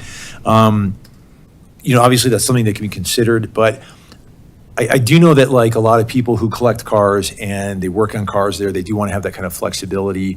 But what do you see as far as keeping this a non-occupied commercial space? Because there is a possibility that this could turn into quasi-residential or individuals, because you already have the bathroom in there. This could turn into some sort of living space for an individual, especially given the fact that we are coming upon a very difficult choice in Boulder County with housing is becoming so shortage. What do you kind of anticipate going down to kind of prevent that? From a use standpoint, I mean, obviously we want to allow enough uses that it'll appeal to people and it'll fill the need I've been talking about. But I think the advantage, and correct me if I'm wrong, of this process is this will be a PUD where we can work with the town to define what uses we want to allow and which ones we don't. Living in the unit will be strictly prohibited for sure. And, you know, the housing problem that you speak of is an issue with self-storage. You know, people, they don't have bathrooms, but we have bathrooms at the property. It's climate controlled, and it's something you have to police as a business owner. We would have to set up an HOA, you know, to run this property, and, you know, that would be monitored as well. So, but certainly this would be a commercial use, and living in it would be prohibited. Does that answer your question? No, it really does. And that kind of brings me to my last question. I think, Lisa, maybe you can help me answer this. Remington Homes is planning on doing something in the future in this area. Could you kind of show me on the map where it might be? In terms of a Remington project, we have no active applications or pre-application requests, so I can pull up an aerial, though. Yeah, please. But just more broadly, as we think about the area, we are, as you know, kicking off the town's comprehensive plan and are early in conversations around all of the land uses, particularly these 4 properties that are in undeveloped and in Boulder County. Sorry, I'm just trying to go to the town's map. I can just show an aerial for where this is for folks. But we have no active applications for Remington. So just for a little bit of context for folks, Guardian Storage's existing site is here. This is the site that we're talking about tonight. And then all 4 of these properties at some day likely would be annexed into the town at some point. It could be residential zone, right? Right now, the policy would support light industrial, community-oriented uses, potentially medium density residential, as is referenced in our 2012 comprehensive plan. But as you know, again, kicking off the comprehensive plan, we're going to be doing some market analysis on these properties, as well as some fiscal impact analysis in terms of impact on different types of uses on the town budget. So we're recognizing this conversation is, happening in advance of all of this analysis and community-wide conversation, because this is an existing business owner and it's expansion of an existing use. We thought that may be warranted, at least the opportunity for you to have the discussion with this business owner outside of that larger conversation. Yeah, no, I think, first of all, I just want to say I like the idea, and I think it'd be fantastic to have this in the town. And the reason I bring that up about the residential is that I don't think anything coming in residential in the future would be impacted at all by what you're trying to do. I think it could fit harmoniously in with this. And specifically, Lafayette has opened up some development behind the Walmart on 287, where you've got the Walmart and then you've got $2 million homes and you've got open space. So it's kind of a similar scenario where there's open space and there's plots of land there that could become residential. So I think you're providing a very, very good solution, future solution, where you could expand your business this way, and you're not going to impact anything that might come later on after that. So I think you guys are setting yourselves up for some success with this. Hey, Lisa, I have a couple of follow-up questions. I didn't want you to walk away. In light of Bill 1313 and transit-oriented communities, and the fact that the BRT is a quarter-mile away here, how does a rezone of this into commercial from residential today affect us from our housing targets that we're going to have to establish, because this effectively takes away square footage that we would potentially use to get to our 40 units per acre. And that would make, it's basically a denominator, right? Like if you've just taken away part of the denominator, now you've got to put taller buildings or smaller units on your residential spaces to hit the targets, correct? So yes, depending on the town boards, which at some point here in the coming months, we will have a conversation around the intent and level of compliance with House Bill 1313. But assuming that some degree of that comes in, right, it does require zoning for high density, kind of within a half mile of, which this area, I haven't done run the numbers, it's kind of all or some degree. We were just talking about metric versus imperial, so. Yeah, so it's within, kind of about half mile at least on here. So yes, right now, the property not being annexed wouldn't be, within our calculation. Okay. But once it does get annexed, would be kind of within that calculation. So presumably if this is commercial, you would have to add additional density, again, should we choose to comply with 1313 elsewhere in the area. Okay. Perfect. No, because ultimately, depending on when this may come to the board, we may need to look at some sort of mixed use sort of functionality to kind of hit those housing targets. Potentially, right? Like, I don't know. Right. The zoning potentially could, accommodate both residential or, this type of use so that you can get the zoning in place to be compliant, but then the FDP would be built, under this use, which is allowable as I understand the bill. Right. But the zoning, one way you could do it is to zone for both. Okay. All right. Thank you. Yeah. One question I have, first off, thanks for presenting this and thanks for being such a good partner here in the community for so many years. I think obviously this is a compatible use with your existing business to the north. My main, concern is just how compatible or not is it with the Sagamore neighborhood to the south. So what do we think the distance is between kind of the houses that are built on that north end of Sagamore and where your structures are going to be on the line? Is it 20 feet, 25 feet? No, it's about 70 feet. There's 70? There's a easement in between that red line and the north side. So there's that big easement there, and then I think my site plan has a 20-foot setback in it. So it's about 70 feet. Okay. All right. Well, that's good to hear. That's going to be my main kind of concern going through with this is, if we get to the point where there's, an FDP proposed, I'm going to want to hear from the Sagamore neighborhood and, whether or not they think that this is what they want in their backyard or not. It's definitely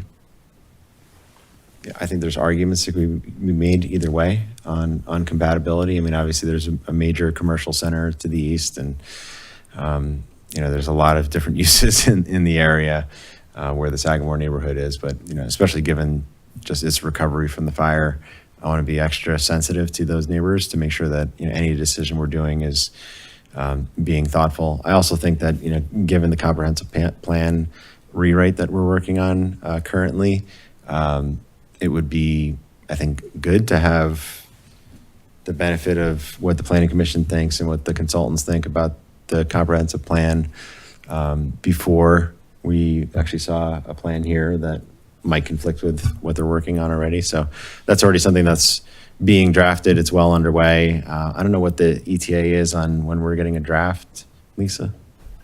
I mean, I don't think we're going to have the final version adopted until we get to, next summer in front of the board. We'll be working through land use scenarios, probably over the winter and the spring, just to start having those conversations about specific land uses, but it's still a ways out yet.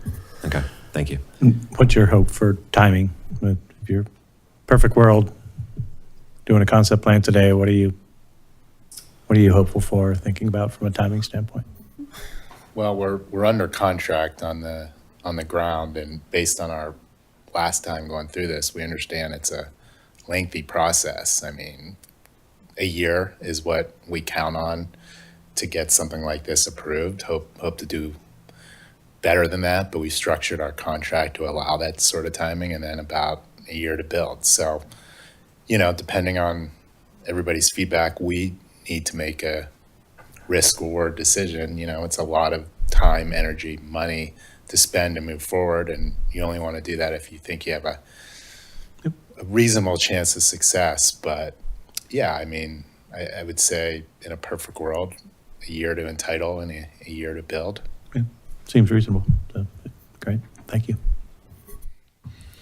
Okay, any additional thoughts, comments, questions from the board? Just a couple of comments and then a question. One, I want to thank you and echo what's been said up here about being a good community partner. We really appreciate that, and I know that you really lean into the community, so thank you. I think it's a unique concept that's sorely needed in the area, so barring any sort of negative feedback from neighbors thinking that it wouldn't be a compatible use, it is, I think, interesting and something that our community could use.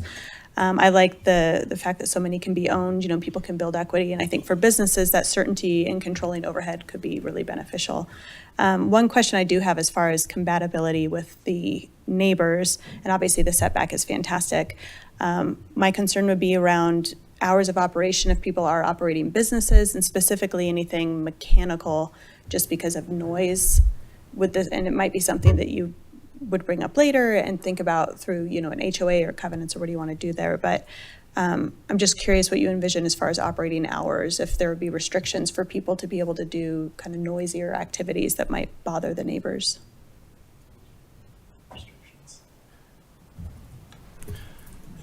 If I can just tack onto that, I wouldn't mind hearing from Lisa maybe what some of our zoning controls are, to help with that as well. But. So I'll partially answer that question based on some personal context. So my company we've had a place similar to this, and I've had a place also for my recreational things. It's pretty darn quiet. People are not there during the day, during the week. Some people come in the morning and then they leave. Work is done inside. If there is anything, it's generally done inside. On a nice day, yeah, the garage doors may be open. But in my experience in the units that I've been involved with, plus the ones that Kevin and I have visited a few over the last month or so, they're pretty quiet. And of course, we can write whatever it is into the HOA documents and the PD. You know, businesses, I mean, I don't know any, I can't imagine somebody would be working 24 hours in one of these things. And again, it's inside, so. Yeah, just in terms of what the town can do in terms of oversight. So because this would be a PD, a plan development, we have the opportunity to embed in, you know, kind of specifics around hours of operation, external lighting, maybe uses that we don't want to see, right? You know, so there's certain types of uses that have the potential to be more of a nuisance, we can restrict those out. So because it would be a plan development zoning, we have the opportunity to at least put in some kind of high level, make sure we all are on the same page. And then as well as we think through, you know, the actual site design, right? The way you're orienting the buildings and fencing and buffering and screening and again, distance from Sagamore. Some of it just kind of, we can manage through design itself, but the PD, we can embed quite a bit of those types of standards through that process.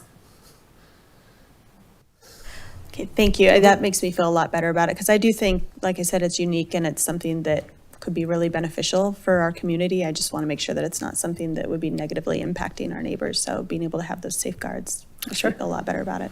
Could you impose a like a use restriction on like hours of operation to prevent people from like making noise, but still keep it open for purposes of access? You know, so if somebody wanted to like pick up their camper or something like that, or a trailer or something like that. There's probably a way to thread that needle. We'd have to work on it.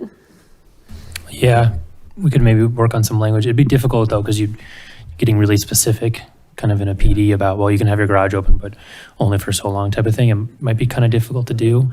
That might come down to more just policy and enforcement and understanding with Guardian, but we can definitely think about it and when we get there. Yeah, I mean, we're always thinking about kind of like the worst case scenario that probably will never happen, but you know, you want to be flexible for the type of, you know, clients that you're going after and servicing, right? So if somebody wants to access their camper late at night or something like that, you want to make that available, but you don't want somebody running a belt sander, you know, at 2 o'clock in the morning and waking up the neighbors. So I mean, we have some similar provisions in just our general nuisance ordinance as well on some of these in terms of hours of operation and noise levels. Go ahead. I'm sorry, Mayor. So just as Director Ritchie noted that we have some restrictions for nighttime versus daytime hours that everybody's gotten familiar with during the rebuild process from the Marshall Fire. And those would be applicable in this situation as well. Okay. You may not have this answer, you might, but are these typically mortgaged or a business loan? Like how are people buying these? If they're not exactly, like. I think it's a combination. I think, you know, you have to be in a certain position to be, I mean, they're expensive. And so I think you do have cash buyers. I think you have people taking out SBA loans or just mortgages like they would for anything else. So I think it runs the whole gamut in terms of how people would buy a home, a vehicle, or anything else. Kevin, do you, as far as the timing goes, do you have I know that if I were bordering this as a resident, I'd want to have some sense of what this is going to look like. And of course, that adds cost for you guys, so you've got to balance, are we interested in this? Are residents going to be accepting of this? And then you have to start spending some money to do some things. But timing wise, I mean, I know residents are going to want to see, well, what are they thinking? Is this 2 stories, 3 stories, 1 story? Are they going to be, a little different towards the edge of my property? And, what do the sight lines look like? What does it, can you just speak to what you want to know from us before you get there? And then when you get there, timing wise, what residents can expect to see? Does that question make sense? Yes. Okay. And I might throw back the question to the board in some ways, but I mean, my goal tonight was to get an idea from the board whether they like, I understand fully the concerns with the neighbors, and I know that needs to be addressed. If we could put that, put that aside for a moment, does the board like the product? Do they feel there's a need for it? Would they like to see this type of thing in the town? That's sort of one question by itself. I've heard from several of you, and it's really helpful. In terms of, and then I might ask what you would suggest in terms of how you would go about it with the neighbors. Like, is that something we should do right away? Sit down, tell them what we're thinking, show them some concept plans. It's probably honestly what I would do regardless of what you tell me, because I remember going through our project and it was emotional. And we almost didn't get approval. I think it was a 1-vote decision. And it was because of the neighbors. The neighbors carry a lot of influence, and I recognize that and I respect it and I understand it, particularly with everything that everybody's gone through there. I think it's going to be more important than ever. And I would guess that if there's an overwhelming negative feeling from the neighbors as a whole, I probably don't want to move forward. So I'm sort of trying to answer the question and then asking if you think that's the right way to approach it. But I would like to know, assuming that the neighbors, somebody's not going to like it. Right. It's probably going to be the people on that immediate property line. Mm-hmm. I don't think I would like it, if I'm just being candid, if I lived in one of those homes. I'd rather somebody build a single family home. But if you think about all the other different uses that could go in there, if it's multifamily or other commercial businesses, this is a low impact, quiet use relative to a lot of other things. And I think when everybody was very emotional about our project and were speaking out against it, they had no idea what a good neighbor we were end up being. I'm not talking about community involvement. I'm just talking about being quiet and low impact, not many cars. It's really the best neighbor that you can have in a lot of ways is self-storage. So, there is a needle for me to thread with the residents, and that would probably be something I would do right away now that it's been brought up. But, again, just knowing whether everybody likes the idea of the product is really helpful to me. I'll chime in real quick. I've been doing this for 8 years now, and I'll just say like my expectation and just general experience with like these types of projects is the sooner that you can get with the neighbors, the better. Number one, if they're going to be opposed to it, you might as well know it at the outset versus showing up at a public hearing and then all of a sudden people have their pitchforks out and they're really upset about it, and then there's emotions that are kind of at the table. But if you can actually get them on board with something and kind of explain the use case and it not being a surprise, then showing up at a public hearing with actual neighbor support or just a history of, hey, look, we came to the concept plan and then we immediately reached out to the neighbors to explain what we were doing because we listened to the board's kind of guidance and direction at that point in time. I mean, that could do nothing but benefit you in my The real challenge comes when you have, you'll have most people who don't really pay attention. You'll have a handful of people who say, yeah, this is good, I'm good. And then you'll have 2 to 3 that hate it and they're going to be emotional. And it's like, you always wonder like where the scales tipped, right? I mean, we're not going to get everybody who likes it. It's just, you can't. Fact. But I mean, I think that the fact that you do the outreach is kind of the important part. Yes, right? It's understood. It's reaching out, showing that you've got nothing to hide here. You're not trying to like slip something through, kind of unnoticed. What you don't want to have happen is get the public notice sign posted on the property and then show up for a public hearing and then have a bunch of angry residents saying, I knew nothing about this until this morning. I had to cancel my plans to, go out to dinner because we've got this public hearing to be, giving our public comment at. And aren't you required, not that I need the requirement, as I've said, but isn't it a requirement to have a neighborhood meeting? Not a neighborhood public meeting. Not required, but highly encouraged. Oh, I thought it was a requirement. Yeah, no, we always I mean, do it anyway. But I would just say, the biggest mistakes we've ever made in town, or when we don't engage the neighbors and things. And the projects where we've been really successful, I mean, I think back to Wildflower Park, where we engaged the community in the discussion, particularly the folks that were going to be around that park. So I would really encourage you to hold a meeting as soon as you can with the Sagamore residents. And, you know, we make decisions up here all the time where not everybody loves it. Yeah. But we want to hear, does most of the community accept it or feel good about it? And then really try and address the things that people, the big concerns they have, because that land can be developed. So, you know, is this the most attractive thing that would be there? So I would really encourage you. You know, the folks in Sagamore have been through a lot, and you know it because you're right next door to them. So I think the faster we can engage those folks, you know, and we got a beautiful town hall right here. We'd probably, you know, make it available for you to meet with those folks. So I encourage you to do it. Yeah, definitely. Thank you. One suggestion I'd have around that, just because we see it a lot up here where you notice and you put it in emails and on social media, and it's noticed for meetings, and you have meetings and meetings about it, and then somehow everybody misses it and it's a surprise. So you've got 9 neighbors that abut that property. I mean, I would reach out to all of Sagamore, but those 9 in particular, I would go and put something on their door so they are aware of it, because if they miss it, they're going to feel hoodwinked even if you did try to reach out. So I would individually reach out to those 9 in particular to make sure that they're aware of meetings, or even just invite them separately to Yeah, talk with you. that's a great suggestion. We'll definitely do that.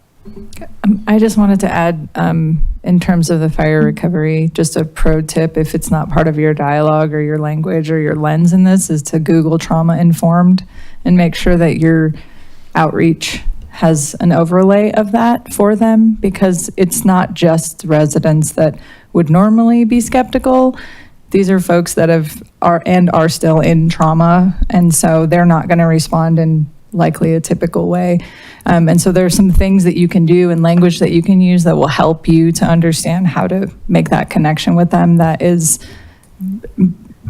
being better informed about the emotional state that they're in than just a normal situation. So. Yes, that's well said and noted, and I definitely would be prepared, you know, to certainly be empathetic and understanding, and thank you.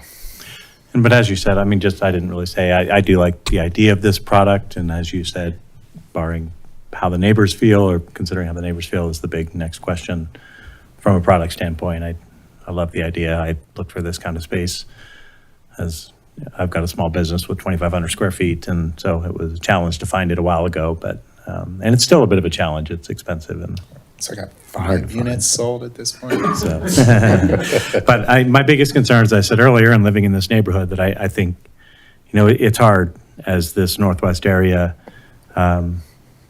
expands, and we try to figure out what's going to be here, and what are the impacts, and what's the feel of the area, and what do the neighbors think. I mean, that's a little higher on my priority list than being, you know, interested in the product. So just I understand a little bit. So. All right, anything else?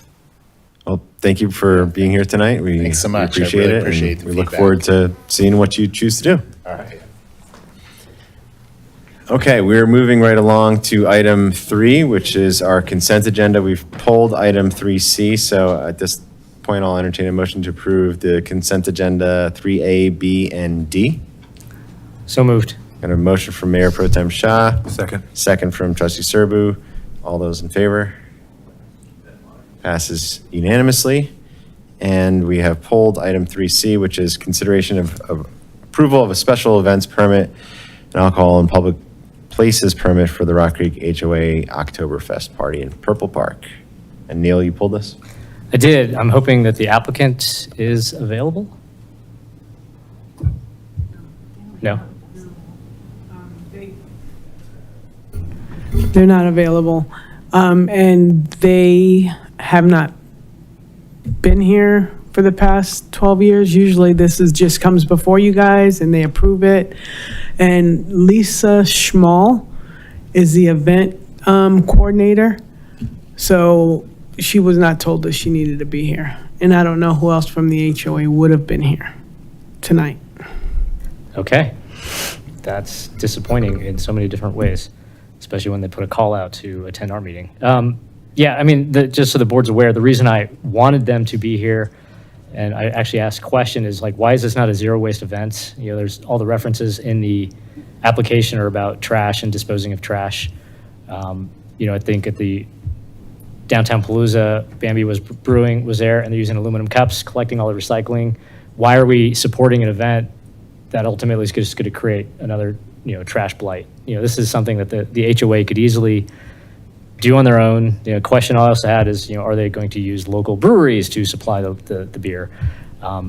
So yeah, I mean, it's great that we've approved this as a rubber stamp for the last 12 years, but it's disappointing that the HOA is unable to make the effort to come to the town hall.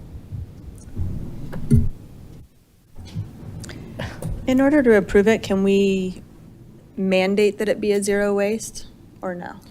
It's not in the code. It's not a codified item, Yeah. Trustee Miller, but it's something we can work with them to make sure that they can do. Okay. So it could be an operational item per your direction that Lydia and I can work to make sure they do next week. Okay.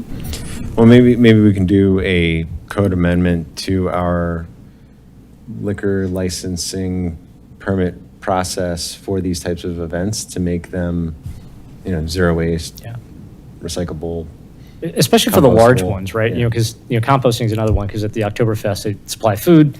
There's a lot of wasted food. It just goes straight to the landfill. We've had presentations by ACES. You know, why not collect it on a composting basis? You know, we're talking about the trash contract a little later tonight.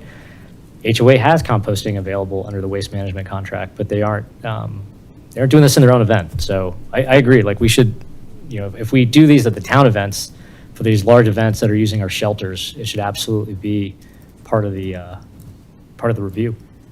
Yeah, and so like from my perspective, I think that this is a really good improvement and point that you're raising, and it certainly would be consistent with what we're trying to do with the Sustainability Action Plan. It should be not just a one-off thing that we raise at a particular application when it's on our consent agenda, especially given the history. It's something that I think is better suited for a code amendment, so applicants in the future can know that they're, in addition to having like the insurance requirements, and they need to make sure that somebody's, you know, over 21 and check an ID, whatever they're going to be doing, that there's also a provision in there for how waste and composting is going to be handled and all of those sorts of things. Yeah. Because it's going to generate a lot of it, so. Oh, yeah, absolutely. Sandy? Yeah, I just had two questions that I was going to ask, because honestly, I think I went to the event once in my 22 years here. So I just was curious whether they have anybody who's checking ID who actually has tips training, so they know what and it feels like maybe if that's something we should consider going forward, if an event is going to be of a certain size, do we require that at least one person have some sort of, because granted, you only get two tickets to drink beer, but if I go, that doesn't mean that I didn't give my 2 tickets to somebody else because I'm not going to drink. So that was one of the things that I wanted to clarify. And then the other one, because I actually don't know the answer to this, is this only open to Rock Creek residents because Rock Creek residents pay for it through their dues, or is it literally open to anyone from anywhere who shows up? And I don't know the answer to that question, but as the town of Superior continues to grow, it does seem like there's potential that we could have folks show up that, you know, literally anyone could show up. I mean, that could happen with any event, but I'm just curious whether it's open to anybody in town, because I don't know the answer to the question. I feel like I've attended this in the past. No one's ever checked addresses? No, right, or ever questioned any. Yeah, so basically the open to the residents of Rock Creek are paying for an event that's open to the public. Yes. It's So open to the that was public. just my, Well, in their application, they say the event is open to residents of Town of Superior. Okay, so the They treat it residents of kind of like Rock the Creek movies in the are, park, they just open it to everybody. Sure. okay. Yeah. Yeah, I just, that clarifies that. But I do think the issue of an event that is open to everybody, unlike normal events that we give events to, they are normally, you know, if a company has its party or a wedding they're having a wedding reception or it's a graduation party, it is not open to the public. And so maybe we should think about in the future, adding something that if you're going to serve alcohol and there's going to be more than a certain amount of people, or, I mean, I think if it's open to the public, we should have some folks that are doing proper checking. But anyway, that's just me giving my liability concerns, questions. Well, they explained at least their proposal for how IDs are going to be inspected in the application.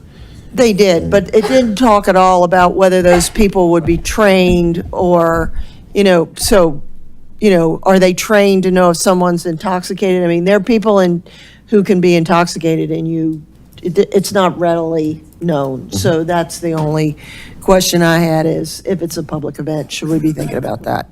But Chili Fest is kind of the same thing, right? Yeah, so I don't think the folks there have got tips training. But when you get beer at the Chili Fest, you're getting it from, or at the Beer Fest, you're getting it from a company who sells beer.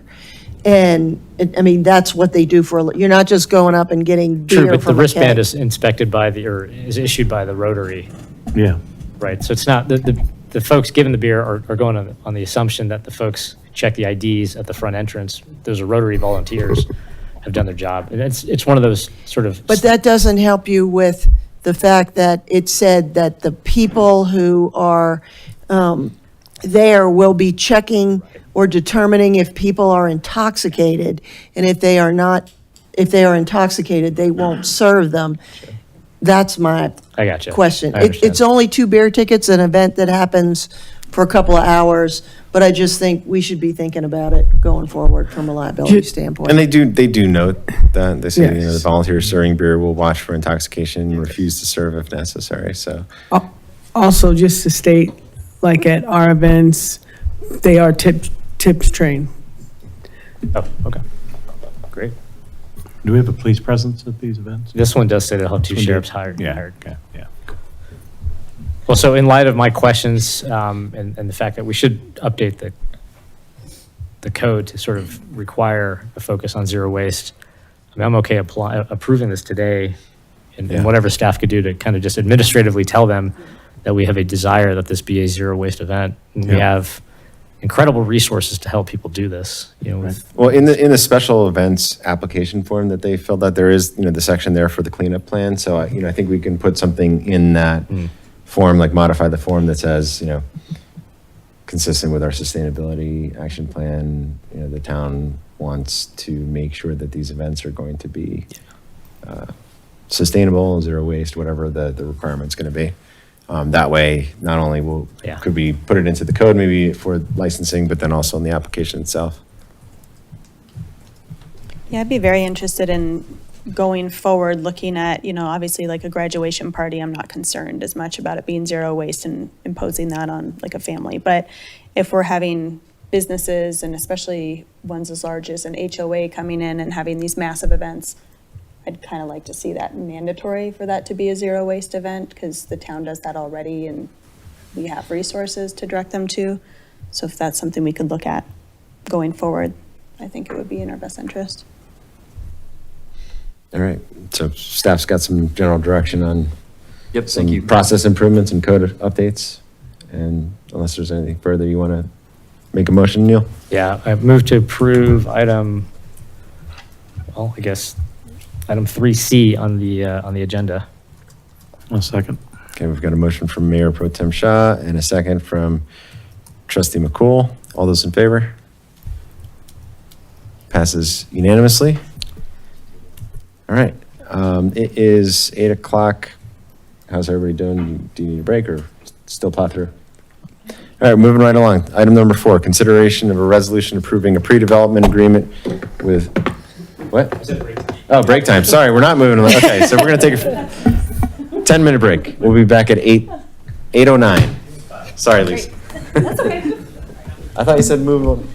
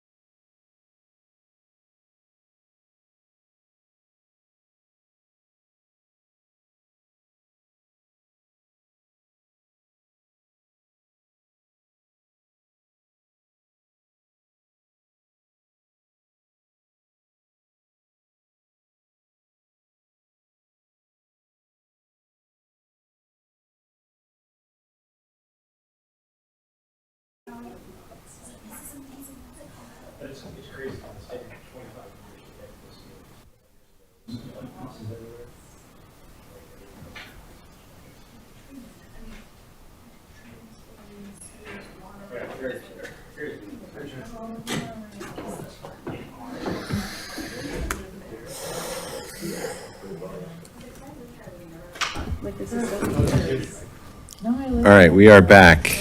And now we're moving on to item number 4, which is consideration of a resolution approving a pre-development agreement for Kite Route Crossing. Great. Good evening, Mayor and board members. We're here tonight to consider a request for a fee and tax rebate to support the Kite Route Crossing development. As you recall, the board approved the PD amendment to allow senior affordable housing on the northernmost lot in Discovery Office Park adjacent to downtown Superior back in April. Just want to note, prior to any development, the town would still need to approve an FDP along with associated building permits, so we are not entirely through the entitlement process. As is the nature of affordable housing, there is a financial gap on this project of roughly $3 million. Brad with Penrose is here tonight, and he will share a little bit more about why that is and how this helps. The agreement under consideration would propose to rebate all tap fees and associated costs with connecting to the town's utility system, the town's portion of the use tax, 47% of our building and plan review fees, which is the same structure that we offered for Marshall Fire families. And if circumstances change, allow for rebate of park and school impact fees, which currently are not anticipated to apply.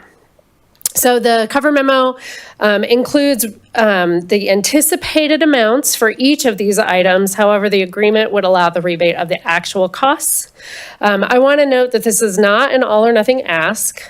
So, while the request includes all of these items in entirety, the agreement, you could strike a line, in there should you so desire.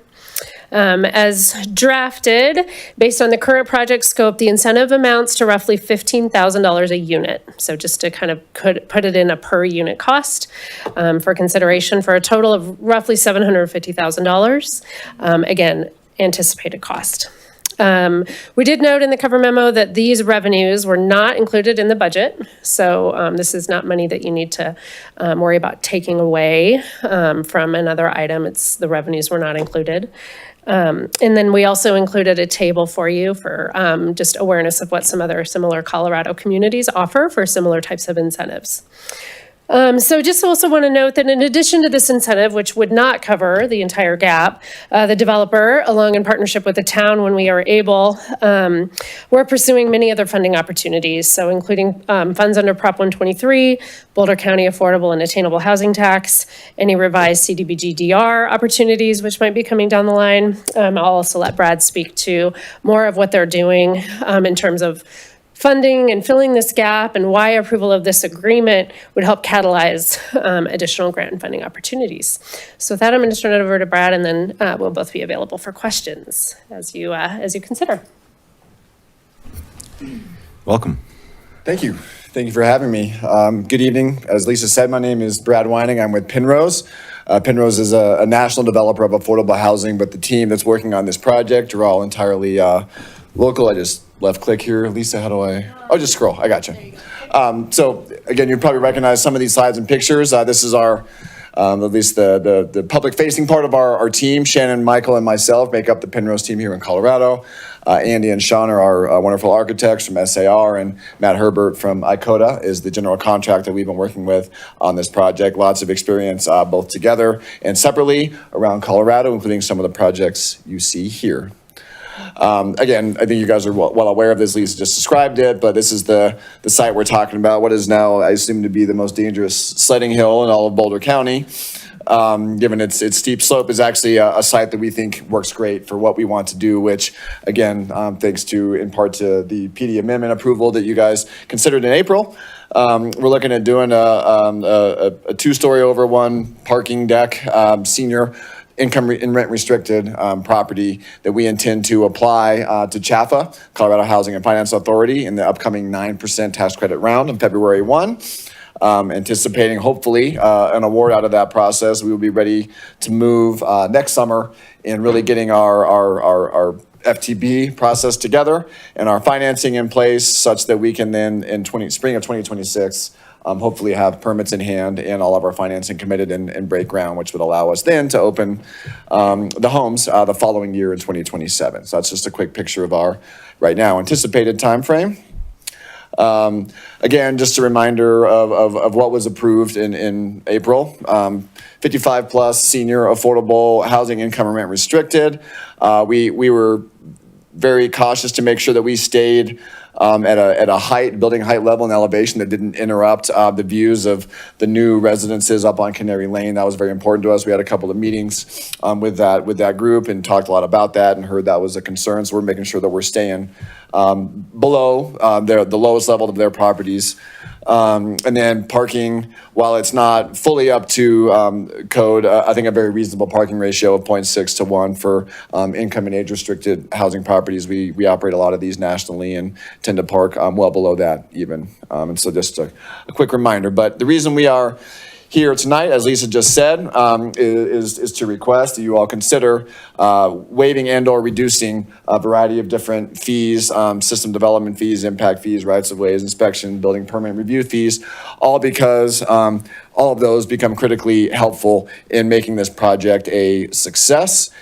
And it's important to note that, yes, this is a high-level summary of kind of our finances. This is not unique. Unfortunately, this is kind of the case out the gate with every single affordable housing project. It costs the same to build them, generally the same to operate them, but we aren't charging nearly what we could in terms of market rent. And so we have to identify sources of money to kind of overcome that gap.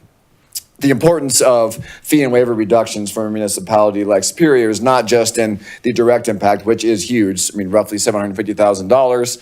That's a quarter roughly of the gap that we have right now. That's a big deal and goes a long way towards making the project real. But of equal importance is the signal that it sends to CHFA and the other agencies at the state and county level who allocate all of these resources on a very competitive basis. And in a round where we expect 3 to 4 to 1 for every project that applies, there's 2 or 3 that don't. These kinds of things are indications of local support from the towns and jurisdictions that they are in, go a really long way in kind of breaking those ties and making these projects as competitive as possible with these competitive allocation rounds. And so I want to make that very clear.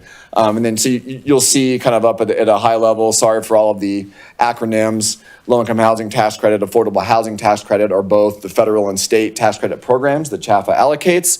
Those are our best guesses and estimates as to what this project might be awarded and what we might be able to turn around and sell those credits to a bank investor and achieve in the way of equity. That $4 million in permanent debt is as a bank mortgage that we anticipate being able to cover based on our anticipated rents and expenses. And then we have some energy credits we've identified from some of the 100% electric and sustainability measures that we are taking on this project, that we take on all of our projects. And then as in any affordable housing development, typically the developer is expected to defer a portion of its fee and it's payable over time over the first 10 to 15 years of operation to kind of, signal to everybody else that our skin's in the game, that we're invested in making sure that this project not only is built well, but operates well and is a good neighbor to the community. So that really is the identified sources that we believe we have, which leaves that $3.2 million. You can see the total cost, right? It's about $500,000 per unit in total development costs based on kind of what we're anticipating building, something in the neighborhood of 50 units. You'll see the kind of the cost broken out there, based again mostly on bids and pricing from our general contractor. Can I just stop you right there? Yeah, of course. What conversations have you had, if any, with Boulder County for additional funding? We've had a lot of conversations with Boulder County, primarily with Boulder County Housing Authority. So Susanna and Bill, we've been talking a lot with. We're hoping that they'd be interested in partnering with us and perhaps bringing some of their services to the project. There's a potential that we could offset some of the financial burden of property taxes to the county in exchange for affordable housing partnership with them. And then I think it was formerly called, Prop 1B, now the AAHT, Affordable and Attainable Housing Tax.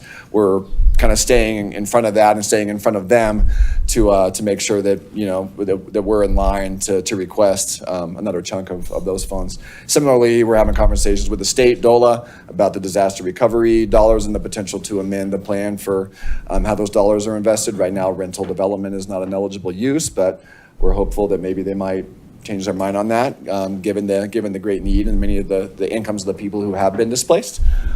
So yeah, we're exhausting all avenues. Well, I mean, that's good to hear. Assuming that the board is supportive and this is, moving forward tonight, if there's, something that the town can do to send, on behalf of you as the applicant to the county to just say, look, you just passed a sales tax measure and now you're getting, what are they getting, $18 million a year or something like that? This is the sort of project that I think that they would be open to and that they want to fund these things that are shovel ready and ready to go, right? Absolutely. So as part of the Regional Housing Partnership, Superior has a really active role in that. Boulder County is very aware of this project. They have expressed verbal support for partnering in some capacity. That being said, the final criteria and process for how they're going to allocate money under the AHT is not yet finalized. And so we're waiting for the commissioners to make that final recommendation, but at least at a staff level, again, this is going to be a cobbling together of lots of funds. So I wouldn't want the board to assume that the county will pick up the remaining gap in any way, shape, or form, but they are at least at a staff level indicating support. I'm not assuming anything about the county other than. Yeah, because I mean, I would go a little further because there's the Affordable Housing Fund, which is, call it $20 million. And then there's a use tax waiver, which is zero cost to the county, right? We shouldn't be equating giving money from the Affordable Housing Fund with a use tax waiver. And that, I think, is the partnership that you are trying to solidify with BCHA that would make this project eligible for a waiver of the use tax as well as property taxes. So they'd be two separate opportunities for funding. You're right. Okay. I mean, this is the end of what I had prepared, Mark, so we can continue to have questions. Again, thank you for allowing us to be here in front of you and considering this request that's in front of you. If there are other questions, happy to take them. Well, thanks for the presentation, Brad. Questions from the board? Yeah, let's, question, Penrose, are you guys a non-for-profit or are you for at-profit corporation? For-profit. We're a for-profit corporation, privately owned, based out of Philadelphia is our headquarters. Okay, I'll have a few more questions in a minute, but I'll let another trustee take over. I mean, I don't really have any questions, but my general comments are that, we've signed on to affordable housing goals here in Superior. We passed our inclusionary housing ordinance. We've signed on to the countywide goals. We have to date not yet delivered any affordable units to Superior. And then, this board unanimously, I believe it was unanimous, approved the rezoning here to allow that this application to move forward. Obviously, we still have the final development plans and all that to come forward, but this is the opportunity for us to put our money where our mouth is. We're not coming out of pocket anything. We're just waiving the fees that otherwise would be collected for water, sewer, storm, irrigation, tap fees, those sorts of things, as well as the waiver of the use tax. But the math is the math, right? And in order to deliver these types of units to the community and make them a reality, there needs to be partnerships with all of the government agencies that touch it. So I'm hopeful that the county will be a partner too, if we've got federal participation, state participation, local participation here in Superior, and then we can get additional participation from the county. So I think that this is a really positive thing for Superior in general, for downtown Superior, and then also for just us in actually meeting these attainable goals that, to date we've been unsuccessful in actually getting any units. So this is one way for us to get a nice amount of senior housing, which is desperately needed. So I'm generally supportive. I do want to open it up for public comment at some point, but I want to hear what others have to say. Yeah, I just had a quick question on the development agreement. in the fourth whereas, district desires 100% rebate on the water, sewer, irrigation, tapping, blah, blah, blah, and 100% of the school impact fees. We don't, So we do, at time of subdivision, we wrote it so that if circumstances change within the, how this gets approved, if they become applicable, we could waive them. We don't think they will. Okay. So we don't think they're, and same with park. got it. Okay.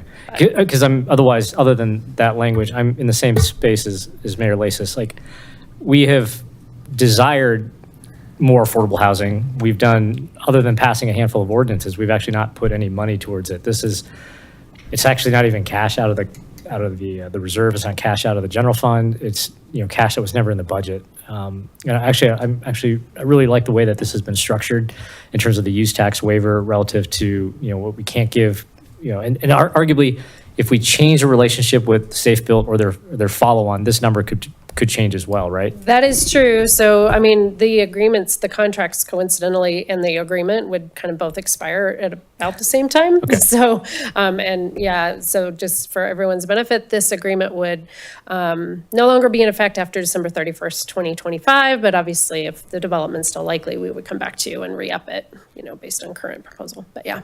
Okay, because I think the matrix is really helpful in terms of what the greater metro Denver area plus Durango have done. And, we're not on this map at all because we haven't actually done anything to incentivize the development. We just talked about it, and we've done nothing other than, actually bring pitchforks into meetings when people try to talk about affordable housing. This project to me has been phenomenal in that we've had nothing but support. It's kind of a no-brainer for me in terms of what we're being asked for in terms of, it's not cash out of the general fund. It's a rebate against funds that were never going to come in our way because they're not in the budget. So it's absolutely something I want to get behind. But I also want to make sure that we sort of do whatever we can to help unlock the funds at Boulder County, at the state, whatever you need in terms of support. I think it has to be done. Happy to go yell and scream at Boulder County because they talk a lot and then sometimes they don't follow through, or they follow through so late it's tough to make a decision. But yeah, absolutely behind it. No other comments. Thanks. And I think the Boulder County Commissioners should be very happy with this project. So I would anticipate that they will support us. Yeah. Others? Will they support us or will they open their pocketbooks? Well, there's a huge difference because I'm really, I take exception to Boulder County, especially the Housing Authority. They always come down to us and they always kind of put us in the spot and tell us we're not doing enough, and then they walk away. And there's nothing monetarily that we can do about it. We to your point, Mayor Lasis, we did approve this project, and it was fantastic that we did. We need more affordable housing in this town, and we specifically, the senior sector does not have nearly the amount of affordable housing, because you can talk affordable all day long, but when you get to the senior sector, it skyrockets because so many people who are seniors are living much longer and they're outliving their savings, and Social Security and retirement isn't covering it. So, my dad's 92. I'm going to be moving him in with me when my house is done because his place keeps skyrocketing and it's just a ridiculous amount. So yeah, I love the project. I want this to happen. I just would like to see Boulder County stepping in a little bit. Less lip service, more cash on the table. That's actually exactly the comment that I wanted to make. I mean, I'm 1,000% in support of the project. Like Jason said, I think we are sorely lacking affordable senior housing. So, I'm very happy that we approved this a few months ago and want to support it. That being said, I think if we're asking taxpayers on the ballot to increase the sales tax to help pay for the 30+ million in capital improvement projects that we have to do, obviously it's not money that was in the budget, but it is money we're walking away from when we have needs that we need to fund. So really want to support it. But I think, and not saying that I won't support it, but the incentives that we've offered commercial, I agree with, because we need to bring in commercial. It's a competitive market, and those commercial businesses are bringing in essentially amenities and tax revenue for the town and its residents. Absolutely support what we did with the fire families because they needed our support, and I can't think of a better use than, obviously waiving their fees. Similar to what Jason said, though, I would like to see the county. I mean, I know that they haven't decided where the funding is going, but it's a large bucket, and it seems like it's predominantly going to go to Boulder, Lafayette, and Erie because they have the land to build. Well, we're looking at a project that, we've already approved going forward, and it seems to me that, rather than stepping away from all of the fees ourselves, it would be nice if the county backed us up and gave us some of those funds, because those funds are supposed to be used for affordable housing. This is affordable housing, so similar to what Jason said, they should be putting their money where their mouth is and helping to fund some of that. Yeah, related to that, Lisa, you mentioned that the county had not made any decisions yet on how they were going to allocate the money. First of all, I'm kind of like, okay, well, I get it. It's kind of hard to figure that out. But have you heard any scuttlebutt on what they're going to talk about or what they're considering? Because maybe there's some things that this board needs to talk to our commissioners about regarding, let's make sure that when you set up these criteria, that you don't make it impossible for some of this money to come back to the town of Superior. Because, at the recent Consortia of Cities meeting, there was significant concern expressed by particularly, I know it was Longmont, I believe it was Boulder City and Boulder County, might not have been both Boulder City and County, that none of the Prop 123 money is coming back to Boulder County. We didn't talk about why, but there was definitely concern, and those are 3 communities that are doing significant work in this area. So, do you know anything about the criteria that they're looking at, and are there things that this board could be doing to communicate with Boulder County to make sure that we do have access to some of that money? Sure. Because we're paying into it. Yes, Town of Superior residents, voted to some degree to support this tax, and it is entirely for the county, and it should, in my opinion, come back to, all the communities within the county. So you may remember a number of weeks ago, on behalf of the board, staff sent a letter to the Boulder County Commissioners, recommending that in kind of whatever way they decide to allocate money, that some of those funds, with board consensus, requested that at least some of those funds come back directly to the town, so that the town has some control over resourcing those funds for maybe setting up a fund exactly like this, right? So that the town could have some of these revenues, that we could have a fund directly to support, system development fees. My understanding is, so the county commissioners have had a couple rounds of not public, but kind of open meetings where different scenarios were proposed, including folks from like Sister Carmen, Regional Housing Partnership, county and city managers, other staff, and then service providers, just weighing different options and talking about different options. It seems like at a high level, they are trying to figure out allocation percentage for development. Probably around 80% of the tax dollars would go directly to development. Probably around 20% would go to the supportive services. Again, all still up in the air. The commissioners are trying to figure out what sort of criteria might be put in place if a town is to directly receive money, like we have to have an IHO possibility. Maybe we already have to have our own revenue source before we'd be eligible. We have to maybe some other criteria. Again, all things that they're discussing. My understanding too is that in the October and October budget meetings with the county commissioners, collectively as a group, they're going to be making some of these decisions. So there's still time to weigh in. Town managers are part of these discussions as well, but there's still a lot of ideas being floated around. Yeah, just a quick question. So when you say that the town have its own revenue source, does that mean it could be money that just comes out of are you literally talking that they want us to implement a local sales tax? It can't just be money coming out of your budget, it's that they want you to implement something, or we haven't do you heard have to any that idea? degree. So just some questions we've been asked by the commissioners are, does the town have either, kind of dedicated revenue, or how have we financially supported affordable housing? So that was a question that we were asked as staff to share with the commissioners in terms of, as they're thinking through, kind of ways to allocate potential, but it was not that specific. So you don't have a sense of whether, if we have waived fees, whether out of our existing revenue stream, whether that would count as? I would advocate really hard for that to count, but I don't know. But you don't know? No. Okay, thank you. I have a couple questions regarding the overall just getting it done.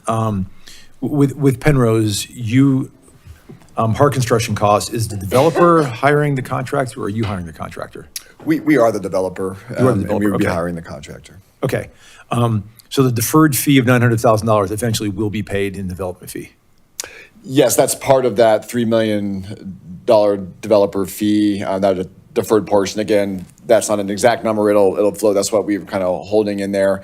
It has to be fully paid off within the first 10 years of operation in order for all of the costs to be eligible for federal tax purposes. That's one kind of confusing metric, but we're not afraid to defer fee. We understand why that's important to do, but it's also, we can't defer all 3 million of it either. Okay. Well, you're eventually going to be pulling in close to $4 million in this. Could you explain to us how that development fee is $4 million?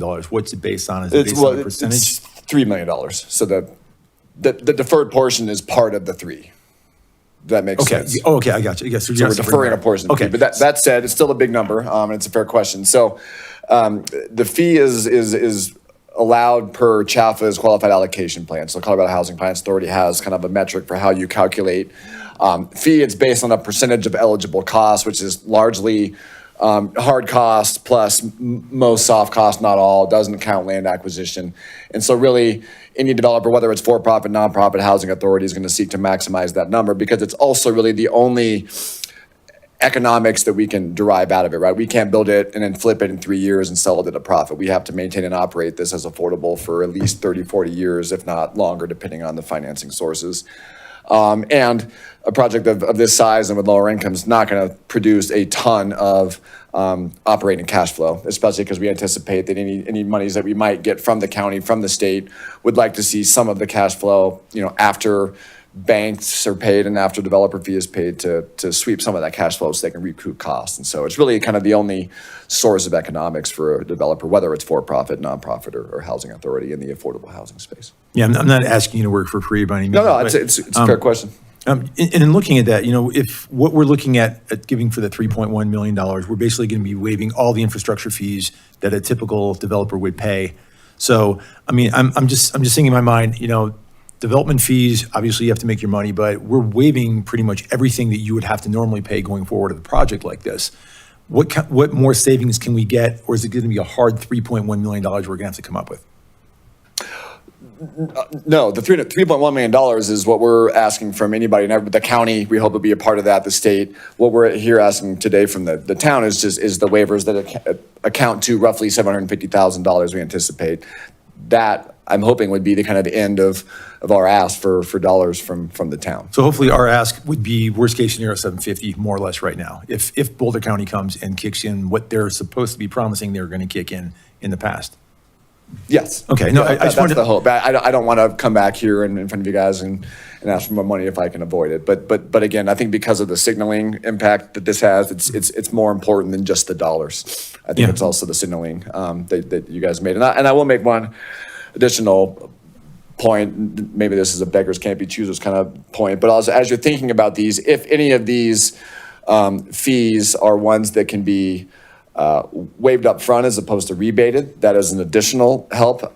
Again, I'm not going to turn away any rebates. That's fine. It's just less dollars that we have to kind of come to the closing table with, that then we pay interest on and then repay to somebody who provides it. I understand why you want to rebate it. I understand you want to see a pay for success kind of structure that this gets delivered. But I think, especially in the affordable housing space, that's a fairly low risk. I think you can probably count on one hand the number of deals that were awarded tax credits in the history of Colorado that didn't get completed. And so again, if out of the goodness of your heart, some of these are just as easy to part with from the front as opposed to rebating, I would love that. But again, I'm not gonna beg. So. And do you have a number yet what each unit will go for right now per month? Yeah, so it'll all of it will be restricted to senior households earning roughly $30,000 to $80,000 is kind of the income band of the eligible expenses. We have to have a mix among there to be competitive. So we will have some down at that 30,000 level, but we also will probably want to have some at the upper kind of 70 to 80,000 income level. And then the rents on those units are based and set annually and based on an equation of roughly 30% of those incomes, right? So their rents are never going to jump more than the AMI in Boulder County jumps in any given year, right? So we can't we can't charge more than the maximum amount, and we have to deduct out of that any utilities that our tenants are responsible for paying. So if they're paying their electrical bill, they're paying for their utilities bill, they're paying for heating, cooling, water. We have to remove those dollars from the maximum that we can charge. Can you give me an idea of what the maximum rent would be and what the minimum could be? Yeah, I have it open and I'll give you exact numbers in a moment. But I think, for the 30% AMI units for a one bedroom, we're probably talking in the $1,000 range, up to maybe for two bedrooms at the higher income level, closer to $2,200, $2,400. I can get you an exact answer on my computer Plus here in a utilities. moment, but. Plus utilities, correct? Pardon? Plus utilities? That would, yes. Yeah, so they'd pay utilities on top of that number. Okay. But we're hoping that utilities are very small because we're building, again, a highly efficient, 100% electric, tight, sustainable, green built kind of building. So we Okay. think those are modest. Great, thank you. I appreciate your candor with that. Thank you. Do you have any data on what the life expectancy of a building like this is? Yeah, I mean, so this program, right, they have to remain affordable for many decades to come. And so we're not kind of cutting corners in terms of quality. So it has to live for 50, 60, 70 years at the minimum. Oftentimes what you'll see is, this project will operate for 15, 20, 30 years, and then we would recapitalize it, re-extend affordability, and maybe put 40 grand a door into rehabbing it, upgrading, painting, cleaning, kind of turn it over. But these tend to, and at least in our portfolio, remain affordable for a long period of time, often through several stages of financing. Well, that was my next question, is the affordable requirements are in perpetuity for the property, correct? Perpetuity would be a strong word, although that may be a requirement of, say, Boulder County's funds. I don't know that, and if that's the case, we'll visit that. But we don't anticipate, again, ever being able to sell this, at least not, in my career and lifetime. It'll be a minimum of 30, 40 years of restricted and recorded, mind you, affordability. So there's oversight from the state, from Chaffler, from our bank investors to make sure that we're housing who we promised we were going to house. All right, thank you. Additional questions from the board? All right, thank you, Brad. I'll open it up for public comment. Anybody here in public comment want to make public comment? Can't speak tonight. Sorry, struggling. You're doing fine, man. You're doing good. My name's Mike Novick, 519 Canary Lane. I'm just going to kind of read my notes because I wrote it down. When I first became aware of this proposal, I was really concerned because of what I thought was a very significant financial impact to a metro district that already taxes myself and all my neighbors very high. However, after some research, I understand that this is a slightly different metro district, but my overall question still remains as to where is this financial impact going to be felt. I understand it may not be in the budget now, but it's certainly coming from somewhere. If we're going to give up $750,000, it's coming from somewhere. Will taxes need to be raised in the future to compensate for that? So I know there's been a lot of talk about financial challenges that the district faces, so that's part of my question as well. I understand that something similar was done for Bigsby. I don't know to what extent, but I also know that, or believe that Bigsby's will have a more significant benefit to the community and will bring in ongoing revenue. I know the board has already been discussed, has an objective to increase affordable housing. I'm just not sure that this project is that critical to the town to contribute $750,000. So maybe that's something to look at and think about. As a side note, I do support the project. I don't think that picture is very representative because that only looks like there's 2 stories, but I know that's not. Well, it's 2 stories on that side. On the hillside, it would be. It'd be 3 on the old rail on the other side of it. Yeah, but the garage is still at the base level, right? Yeah, but you can't see the parking. You can't see the parking. So, I'm going to be obviously much more interested, as well as a lot of my neighbors, as far as what the final development looks like and what all the stuff looks like from our side. So, just, I guess to summarize, that developer fee of $3 million could, $2 million is pretty nice profit too. So who knows what's in there? I think when we do a lot of these projects, we don't really look at what is the for-profit company really making, and what is the developer making in these projects, and could they make less? That was that whole discussion about that other building that's in the diagram there. Anyhow, that's my comments. Thank you. Thank you for your comments. Any additional public comment here in the boardroom? Seeing none, I'll turn to Zoom. Anybody on Zoom like to give public comment? You gotta be on Zoom first. There's only one. All right. Seeing no hands raised, we'll turn it back to the board for discussion.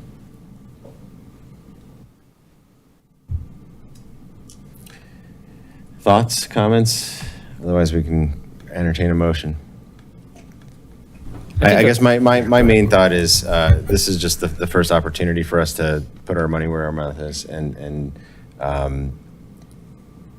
if we want, like, I don't want to kind of cast aspersions at Boulder County with respect to this. Like, if I were in Boulder County shoes and I would see like Superior asking for money, given what we've done to date, I would be reluctant to, just kind of write a blank check to Superior, given what we've done so far, versus allocating money towards, Longmont and Boulder and Erie, the places that have actually already developed affordable housing projects in the past. So I think this shows that we're committed to this beyond just adopting an ordinance that has certain requirements. And I think that the county should be really happy with it and will be willing to partner with us going forward. But I 100% support this and think we can and should do this.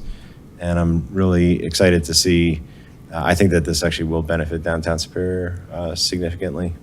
And Superior as a whole. Sami, yay.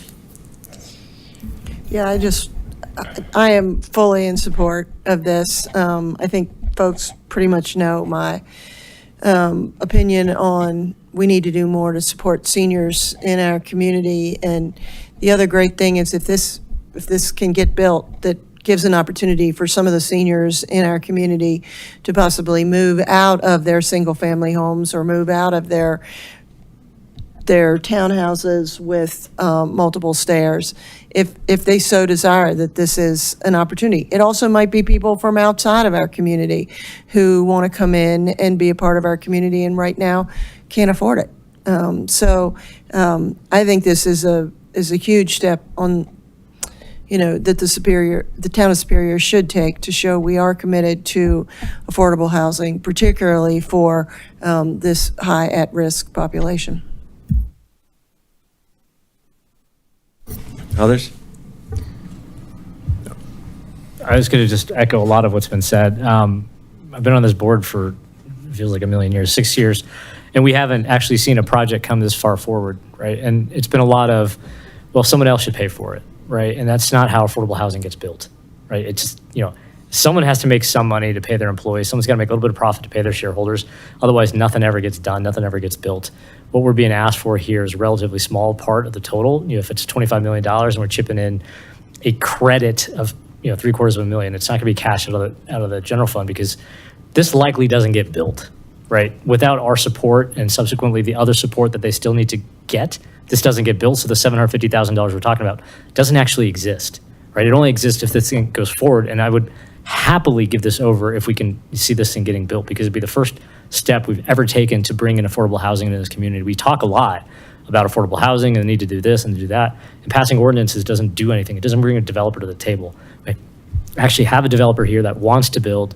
They're doing everything they can. I think Boulder County will come forward. And Mark, you're absolutely right. Boulder County may come forward, but we can't peg our contribution based on what they may or may not do. Boulder County is 500,000 people. There's lots of projects they got to do. They got to spread the 18 million around. I can hope and pray that they would, give away the sales tax because again, it's the same as us. It's not revenue that they're counting on for anything, but Boulder County operates the way that they do. I will be ecstatic if we can get this project across the finish line and happily support the $750,000 that's being asked for here. It may change a little bit, but it's time that we actually start doing the things that we say we want to do with real, actual dollars. And I'm a strong supporter for this to move forward. Yeah, it seems like before with developers, they'd come here and we'd say, hey, you guys are going to do affordable housing. Oh, sure. And then wink, wink, nudge, nudge. Oh, there's some reason we can't do it or we can't make the numbers work. And I just feel like in the past, we haven't held the developers' feet to the fire and says, look, we want affordable housing in this town and you better make it happen. And then these guys come in with a great project and they want to do affordable housing for seniors, which is really the most precarious level of affordable housing, because when you're younger and you have affordable, you're young, right? You still have the possibility to get a better education, to do something to increase your income. But when you're older, that's it. You're not working anymore, the body's breaking down, and you're on a fixed income and you've got Social Security and you've got your retirement, and that's pretty much all you have. So these things are needed in dire need. So if we can get away with $750,000, I'm like you, Neil, I'm good with that. But I want Boulder County, and I do want to send a message to Boulder County. We're putting our chips on the table. You'd better come and meet us halfway with this, or a lot more than halfway, because we're always looked at as kind of like the one community Boulder County could really do it without, but we'll take your taxes. And we want, we want the things that you have to give us, because when they sent out that they're going to give this allotment of money, we're going to give to Erie, we're going to give it to Lafayette. They have the land to do affordable housing. We are almost maxed out on everything. We don't have a lot. We've got, Zaharias isn't ours. Town 15 is ours, but that's not zoned properly for this. And then there's the Resolute, right? And that's it. That's all we have. And then, like for the earlier presentation, we're going to have to annex in other areas in order to even think about doing affordable housing. So if we can keep it at $750,000, I think that's, even given the fact that we are going to be asking the residents to increase taxes on sales tax, and we've got other expenditures coming in that we really need to hit. If we let this slip by right now, we don't get it back. And then we're going to keep making excuses in the future. Oh, we could have done affordable housing, but gosh darn it, we gave it our best shot, but it just didn't happen. I'm willing to make a gamble at $750,000. 3.1 though, I mean, beyond that, Boulder County's got to come to the table and they've got to help us out, because 750 is a good bet for us. Anything above and beyond that, I'm just not comfortable with right now.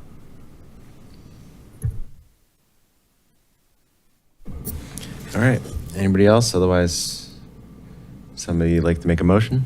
I would love to make a motion on this. I have never made a motion for anything. Go, Jen. I'll second And it. this is. Can I second it when you do it? Can't second the motion after. No, I want to get permission to second when she does it. I would love to make a motion approving of pre-development agreement with Penrose LLC for the Kite Route Crossing Affordable Senior Housing Development. Oh, the whole thing. This is why I don't make them, I think. Whereas Penrose LLC, oh, sorry, Town of Superior Resolution. See, I've really never done this before. Town of Superior, thank you, Neil. You're such a great mentor. Town of Superior Resolution Number R51 Series 2024. Do I have to read the whole thing now still? Okay. A resolution of the Board of Trustees of the Town of Superior approving a pre-development agreement with Penrose LLC for the Kite Route Crossing Affordable Senior Housing Development. Second. Okay, we've got a motion from Trustee Cowish and a second from Trustee Serbu. All those in favor? Passes unanimously. And the next resolution? Yeah, I picked the one with two. Let's see if I can get this right. So I move to approve this. No, I make a motion to approve. Same thing. Superior Metropolitan District Number 1 Resolution number SMED 1 through 4 Series 2024. A resolution of the Board of Directors of the Superior Metropolitan District Number 1 approving a pre-development agreement with Penrose LLC for the Kite Route Crossing Affordable Senior Housing Development. Second. Okay. Sorry, Neil. A motion from Director Cowish and a second from Director Serbu. All those in favor? Passes unanimously. All right. Congratulations. Is that all we need to pass there? Yep. Okay. Thanks for the lesson. That was great. Thank you for being here, and good luck with the rest of the chasing of money. Thank you very much. Yeah, take note from Boulder County. Let us know how we can help with Boulder County. Okay. All right, we're on to item number 5, which is consideration of a resolution approving downtown Superior Civic Space construction agreement. Good evening, Leslie Clark, town staff. Here to ask for consideration of approval with the contract for the construction of interior tenant finishes on the Civic Space property in downtown Superior. This property was part of the original development plans back 2013, 14. Since that time, a lot has happened, but here we are. The town engaged Collab Architecture in July of this year, or of last year, to work with residents, our advisory committees, and also with town board and staff on the design. They conducted a survey through our ShapeSuperior.com application. Some of the highlights from that survey are listed here in the cover memo. One of the biggest things people were looking for was larger meeting space and event space. What we have to offer at the community center is somewhat limited, and we have groups who really are looking for event space that can hold anywhere from, 150 to 300 people, which this space can now do. Library services did come up, but I think after looking at that potential need, we added some book locker space at the community center. Hopefully that will help meet our library services needs. But there is also need for more meeting room space, some activity space. There was a lot of discussion about maker space or studio space.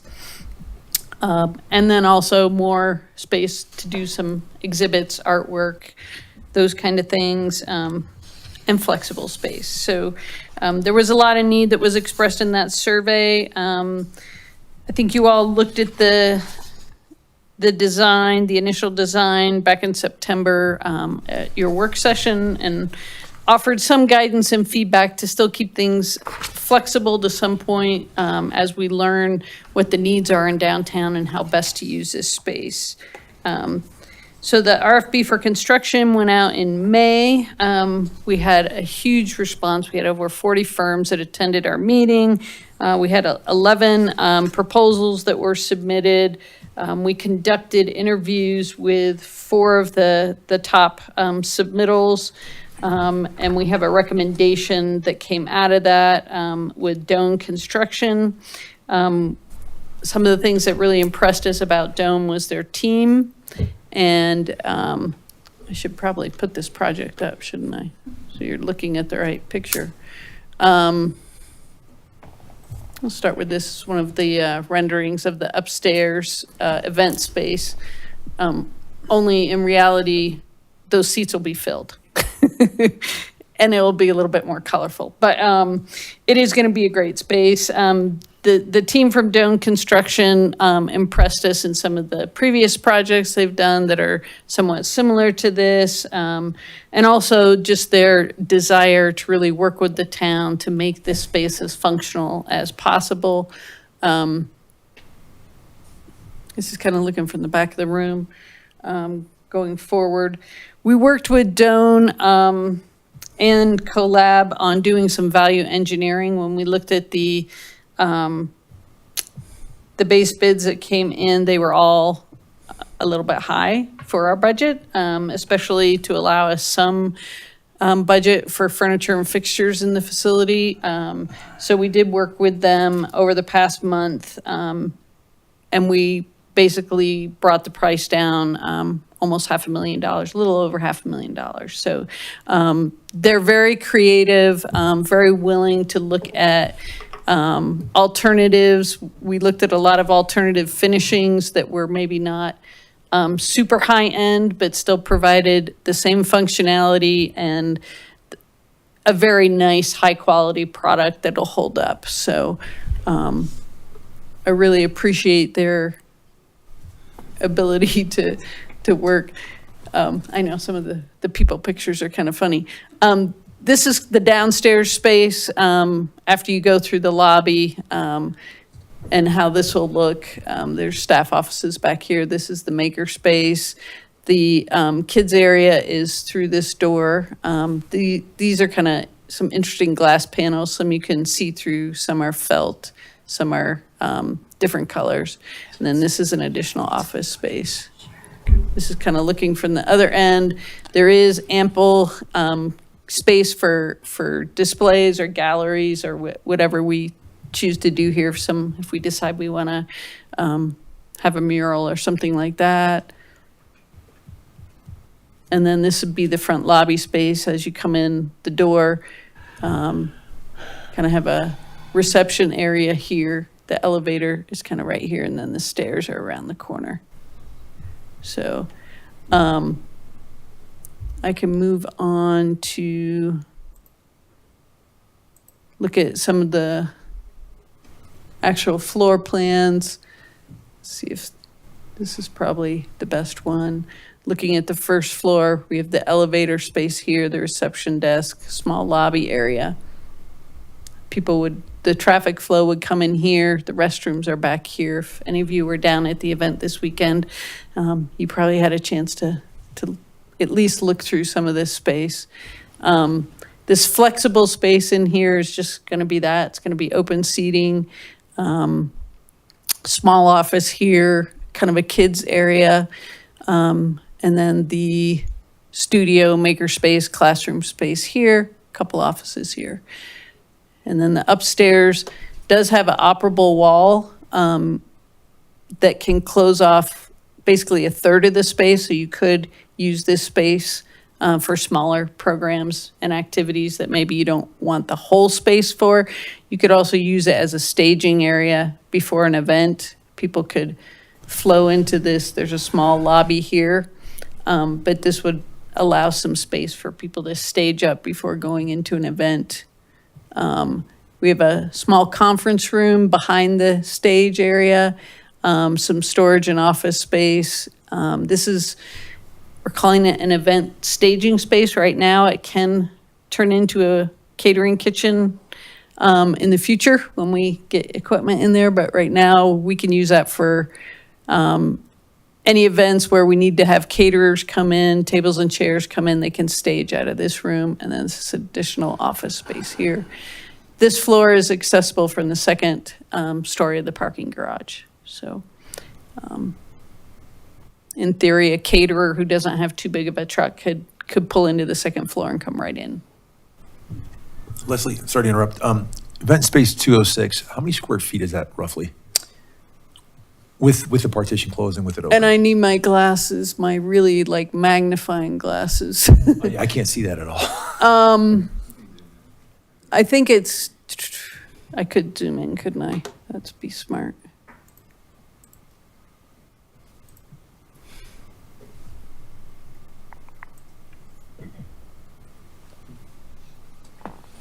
So this event space is 2,400. Thank you.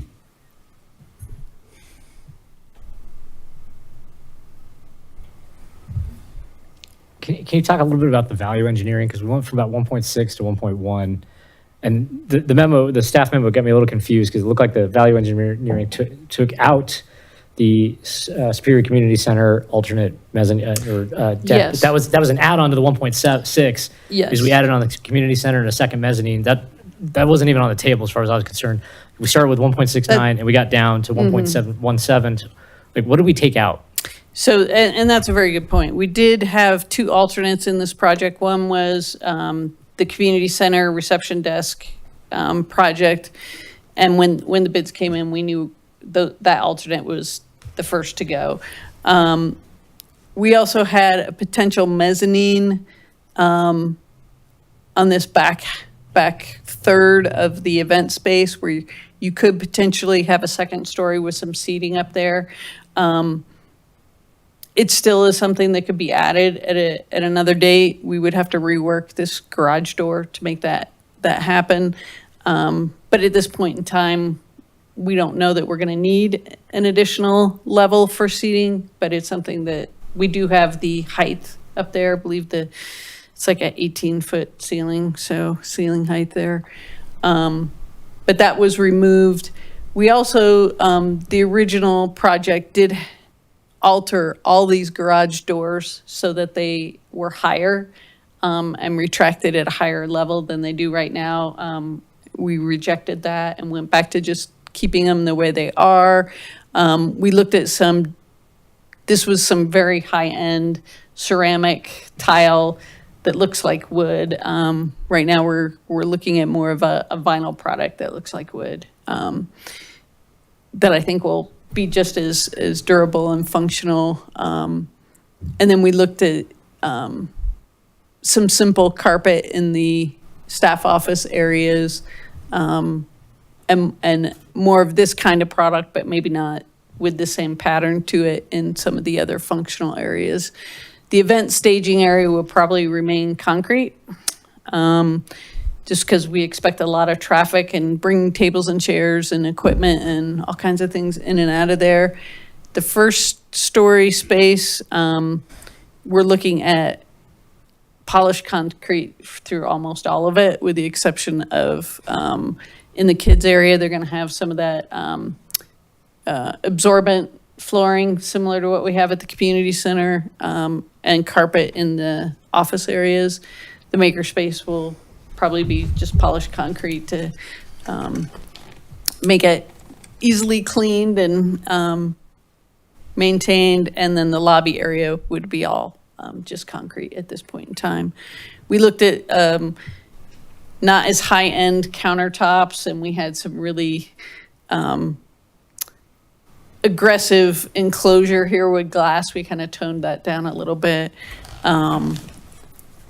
This design used to have a little bit of a curve to it, instead of being straight angles. And actually that saved a lot of money, not only with the glass panel pieces, but also the ceiling that's going to match that we don't have to have a kind of, I mean, it was interesting and fun, but it was very expensive piece for aesthetics only. So this also provided us with additional wall space for murals, gallery space, whatever we might want to do with this wall and then this wall as well.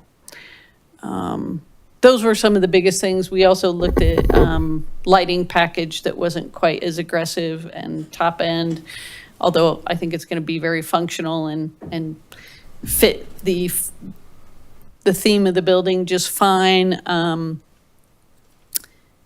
There are baffles in both ceilings for sound.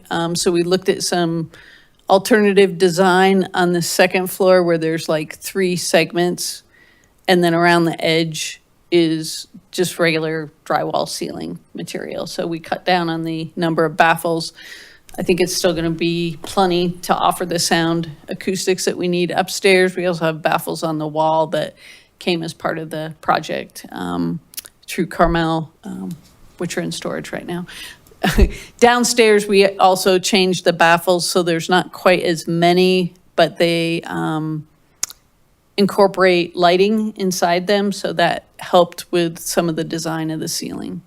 So those are the major components for the value engineering. Okay, that's really helpful, because at the end of the day, it's a functional space, not the Taj Mahal, so I appreciate the cost And compromises. I failed to mention also that we do have a representative here from both the architectural firm and the construction firm, if folks have questions. So just a question on the second floor, because, or Saturday, right? You go up the stairs from the outside, and you go in that door. What do you see, right? It's not a staff member, because we got rid of the second floor reception desk. What are you thinking about? On the right-hand side. What are you thinking about, because again, like with anything, we want to be mindful of who's coming and going, but at the same time, not restrict entry and exit. But what are the thoughts there in sort of managing that entrance exit? It's a very good question. I'm not sure we have the final answer. Okay.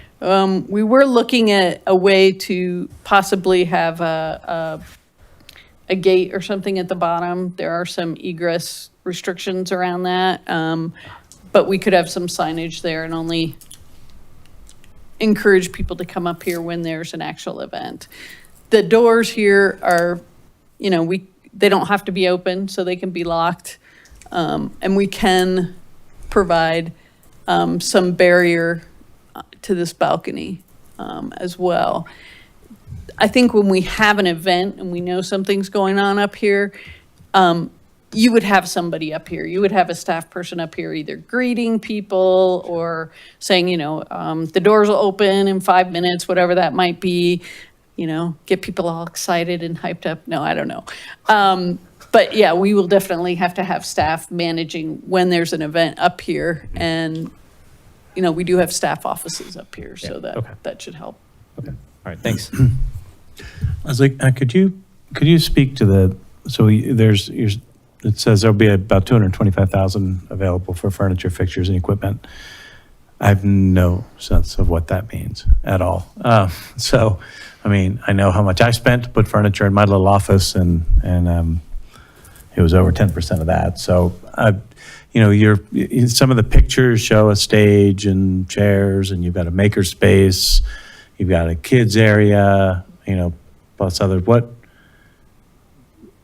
and I feel like that's what's going to make or break this thing, right? So, what do we know what's going in for that 225,000? I mean, we are currently pricing that out right now. We're working with our furniture consultants on what will fit in these spaces and coming up with some designs. I expect that for this event space, we're going to be renting furniture or the people, if it's not our event, if it's somebody else's event, if you're having a wedding, a reception, a party, every party's different. Some people want 8-foot rounds or 10-foot rounds or high tops so in the beginning, we might be working with our rental company to provide for some of those kind of things. We would like to have chairs. That stage probably isn't The going stage, in. I mean, or we're is that looking intended? at using a stage very similar to what we have at the community center. And is that part of the one? Is that part of the Yes. 1.1, or is that part of the No. 225? 225. That's part of the 225. Yep. And like a maker space, we can go crazy, or we can go really simple, right? I mean, you can Right. You can The spend a lot of money in a maker makerspace- space. What are we thinking? I mean, we're going to really have to rely on the community telling us what they want and also what kind of instructors we can engage for that space. It's probably going to need some cabinet storage space, so we're looking at that. Tables and chairs, again, probably looking at things that we can rearrange depending on what is happening in that room. It is being designed with electrical that'll come down from the ceiling, so that if you do have people working, on a project, if they need electrical, we won't have to run cords all over the place. They'll be able to just pull down. How large is that room? I can't. That room, see if I can find it.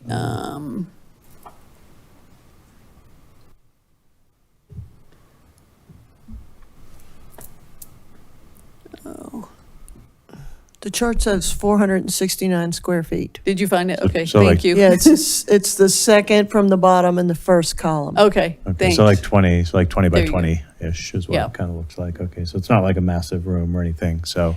It's not massive, and we did actually make it bigger because this mechanical unit, which is both on the first floor and the second floor, we have really large air handling units.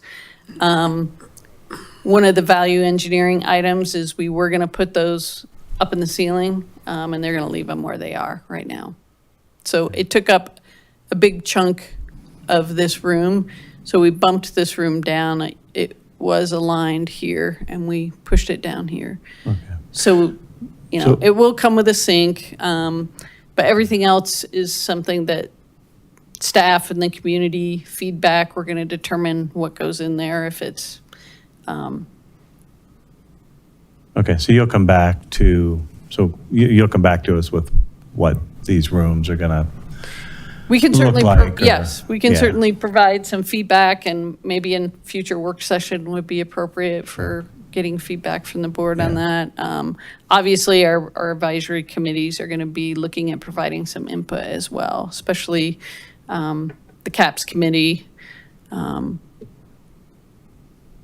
maybe some of our others. The youth committee had some ideas of what they wanted to see in the makerspace as well, and it's completely different than maybe what our CAPS committee would have. So having something that's a little flexible and multi-use, I think would be great.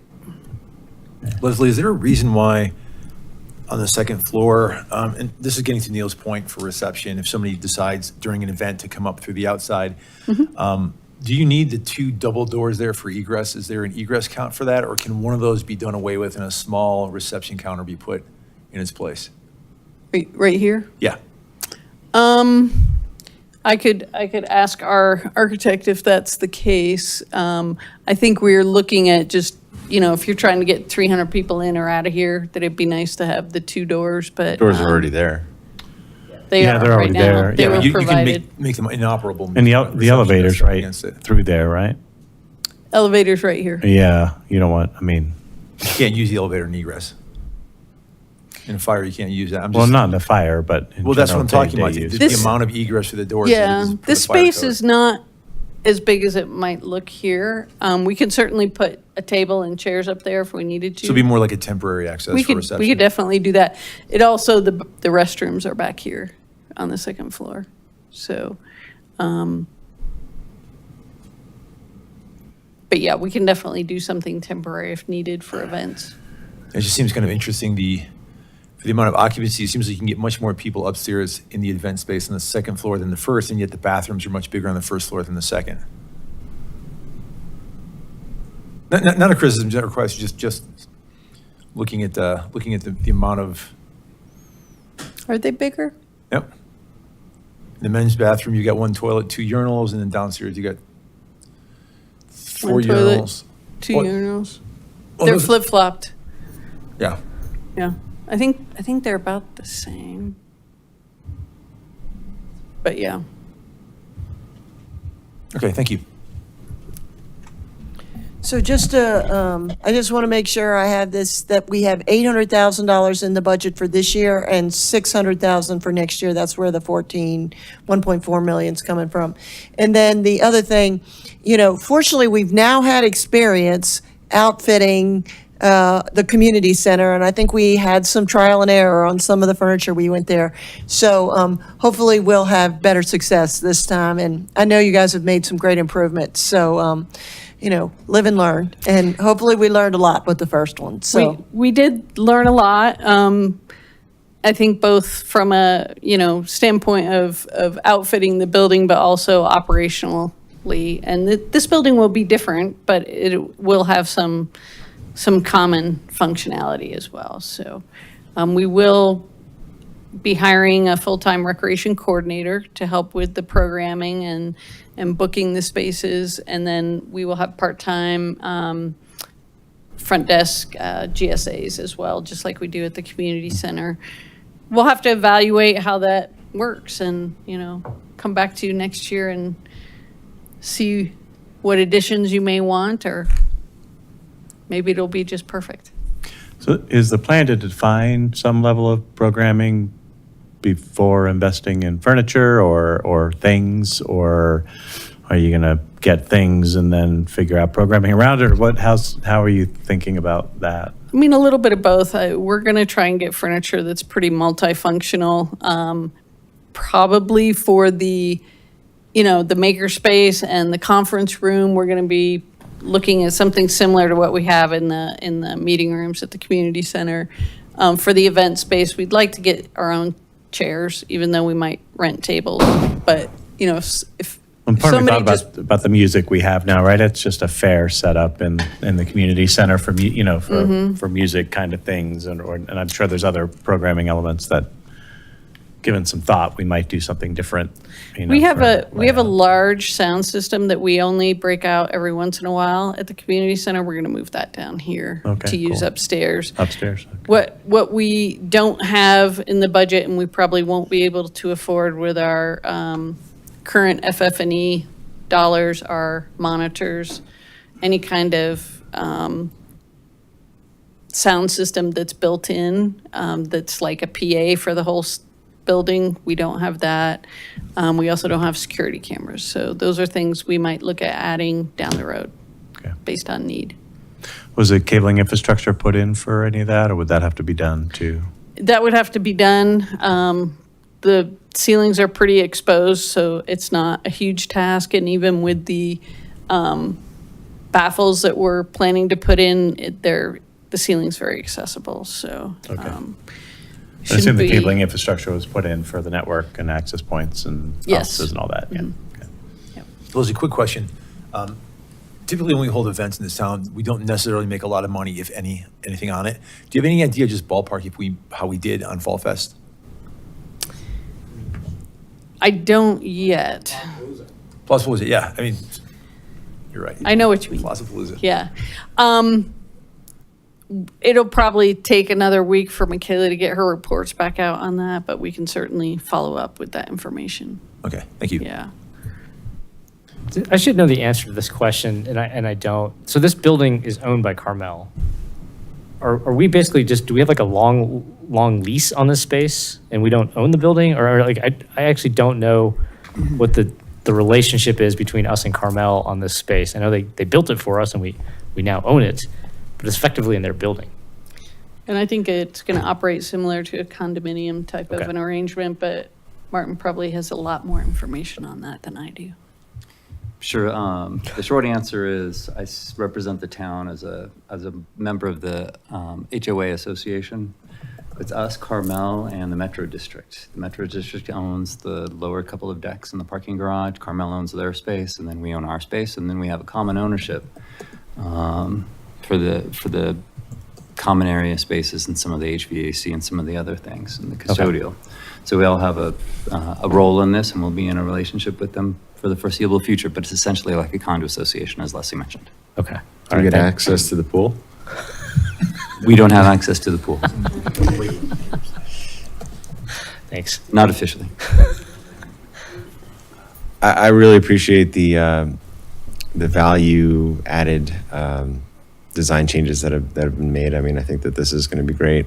I'm not necessarily proposing that we do anything to modify the stuff that's already there. But one thing that I don't like about what's there is right here. What's the problem? So you women won't understand this, but when men go into the bathroom and they use a urinal, you don't want to go like perpendicular to your neighbor. It's just, I don't understand. well, one guy's standing this way, aiming this way. One guy's standing this way. One guy's standing this way. You don't want to back up and. You're rubbing shoulders a little too close. Yeah. What kind of bathrooms do you go to? Did you go in that this weekend? I noticed it when I was in there. I was just like, okay, I'm not going to go to that one. They're tight. More open-minded, man. It's a man thing. It's good feedback. I'll pass that on. I mean, I'm sure as an architect, Jason, you would never. We tend to do things very linearly. Yeah. Because obviously the code is every other urinal when you go in there, right? Yes. You never go next to a guy in there, so that's basically the code. So you'd want an odd number, not an even. You also don't want an angle. I mean, you do. It is. opposite walls. I've seen it. Yeah, it's a bit funky. It's weird. I'm sorry, this is a level of detail. I've seen crazier though. So. Well, I mean, you could change those into like toilets if you needed to, right? Like you could make some changes, but I'm not suggesting that we do. But it's just one of those design quirks that. Yeah. I was just reminded that the bathrooms were part of the original build, so we didn't have input into the design. Yeah. They're already there. They're already there. And the reason those are designed like that, that's essentially the men's bathroom, is that as men get older, they need more urinals. Not as a joke, but if you ever go to see the opera in Denver, the line is out the door and around the corner. Women are in and out of the bathroom because the men are, prostate and they have to go to, so they need more urinals and they only have 2 there. This one at least has 4 and that's how it's designed. Yeah. You guys could share it. I mean, they could be unisex bathrooms, right? But anyway, we're getting way off topic on this. It's not like you have to exclusively use it yourself. I want to throw something out here, and this okay, we'll change topics really quickly. Thank God. Can I ask one quick question before? Oh, yeah, move please go gears? right ahead, yeah. Sorry, No, just one quick one. First of all, Leslie, just want to thank you and staff because I know it's a lot to balance the needs of the community and all the community engagement we did and committees, and it's a lot. And also massaging the budget to keep it within budget. It's a lot of balls in the air, so I appreciate everything that you and staff are doing. The only question I have is for the kids area that obviously I'm assuming we walled it off because we learned with the community center that that can be kind of a ruckus area and a little loud for others in the space. But do we have a sense of what's going in there? I'm assuming we've gotten lots of feedback between park and the community. Do we know what we'd want to use that space with for yet or no? It's pretty much a blank slate right now. The original design did have some built-in cubbies in here and some furniture that kind of fit into the cubbies, and that was a little bit too fancy for our budget, but we can definitely look. I know we're looking at some type of a play structure to put in there. The ones we're looking at right now are a little outside our budget, but we'll continue to noodle on that. But yeah, the idea is that kids could go in here and play. Parents could go in, or they can peek through the windows here and keep an eye on them. But that there would be some sound barrier, because I think that's one of the challenges that we have at the community center. Okay, so when it comes online, it's essentially just blank slate right now, and we'll. Yeah, I mean, I hope that we can, before we open the doors to the public, we'll have some play structure in there. Okay. Yes. Thank you. Is there an age range for that room that's? No, Okay. not at this time. It's kind of like big dog, little dog. You get to make a judgment call. Just real quick question. We're voting on this tonight, right? It's on the agenda Okay. for a vote. Because I don't mean to, throw a curveball in there. And first, Leslie, the work you and your staff have done on this is just phenomenal. I personally know, having done this type of work, just how challenging it is, because you're going back and forth with many, many different entities and many different groups and many different focuses, and everybody's got a say and everybody's got an opinion, and it's really time consuming to get to a final solution. So thank you very much for your efforts on this, and for staff. Please thank them for us. So here's my curveball. We had a tremendous Plaza-Palooza. You're good? No, you're good. You guys get me right on these things. And one of the questions I got from every single vendor was, how often can we do this? Can we do this more often than just once now and then who knows in the future? And I went around and I talked to many, many residents, the majority of them living in downtown, but some lived in Rock Creek and other areas. And one thing that kept coming up in conversation was, can we utilize the main floor of this for future fall fests, or utilizing this for farmers markets or for vendors, and then using this on a weekly, bi-weekly, monthly basis so that vendors can come in and use this space all throughout the year? So obviously my next question is going to be, is there a consideration to maybe leave the first floor blank, not finish it out, and then utilize that to see how this event that we just did on Saturday could roll into this building, and we could utilize this on many more opportunities going forward? And the reason why, one thing I'm thinking, obviously, we've got the budget set up for this, and I do like this. Like I said, I'm not trying to stop the thing mid-track, and I certainly don't want to be one of those trustees that, well, wait a second, let's go backwards. But, one consideration we need to keep in mind is we have a community center that we spent a ton of money on, and it is falling apart right now.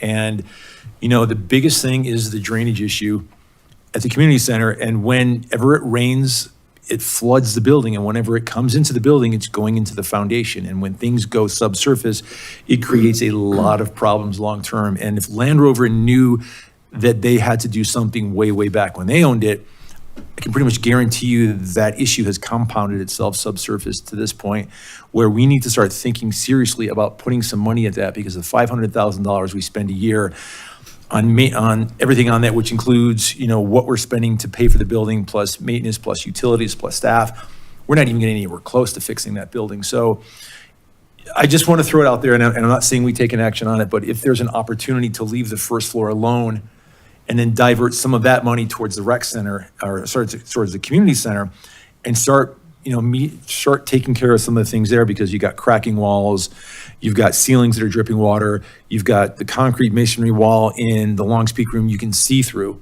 It's just really concerning.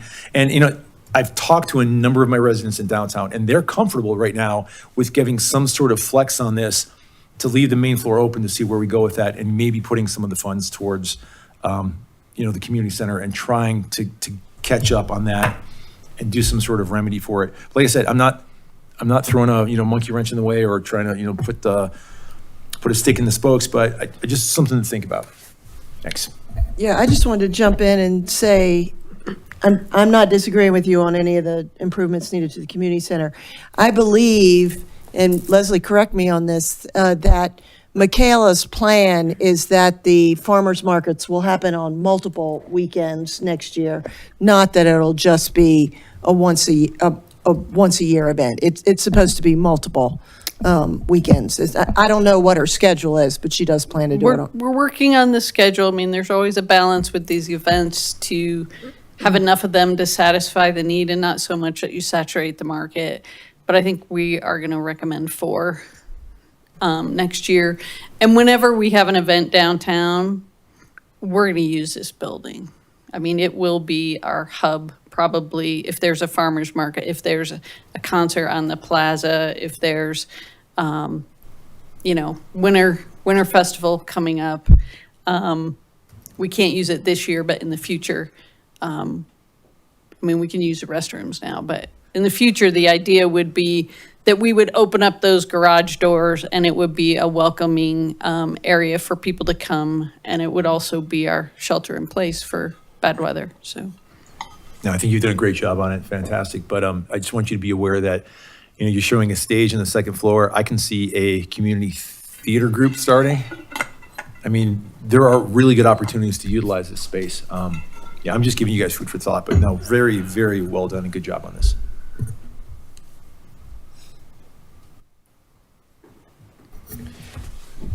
I mean, I like the design. I'm appreciative of staff's efforts to make this as flexible as we can possibly make it, and appropriately budgeted, so we're not breaking the bank on it.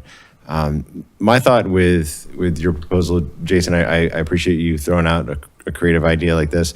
One of the things that I'm concerned about in general with downtown Superior is getting it across the finish line and kind of telegraphing the right message that we want to telegraph to all the businesses that potentially could sign leases along Main Street, to businesses like Bigsby's, to the life sciences, those users that we're as invested in this project as we want them to be. And for us to do something where we're just partially finishing a unit or not moving forward, I think I'm concerned about what does that actually send a message to the Boulder Bakes, to the Halcyons, to the brave souls who signed those early leases, and then we're constantly hoping, hey, Jill, give us an update on what are the additional leases that I've signed on Main Street, and I just don't want to do anything that potentially could stand in the way of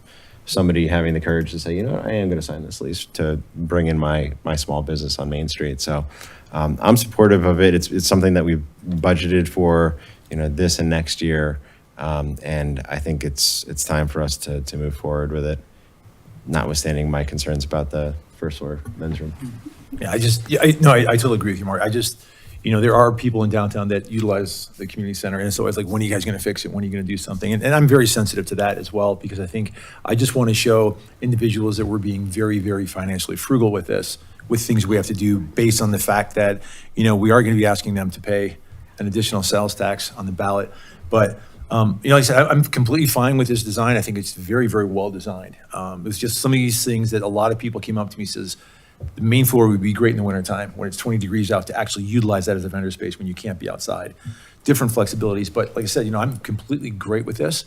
I'm just thinking, guys, we still have a community center to fix. So just keep that in mind as we go forward. The longer we put that off, the worse it's going to get. And my fear is within 5 years, we're going to hire a structural engineer and he's going to come back and go, you got to fix your foundation. And then who knows where that could be. But that's a complete story for another time. Don't want to, put the architect scaring people about structural issues, but yeah, that's all I'm going to say. Well, and I'm not suggesting that we don't appropriately invest in the community center. I mean, and frankly, if the ballot measure passes, that would give us the capacity to advance some of those costs as well. Absolutely. Yeah, I'm okay moving this forward. I mean, it was a commitment we made to the community when we embarked on the entire downtown project, right? $10 million of basically community amenities. And this was number one, and it's like practically the last one getting delivered, short of Central Park. So, we have an obligation to deliver something that can be used.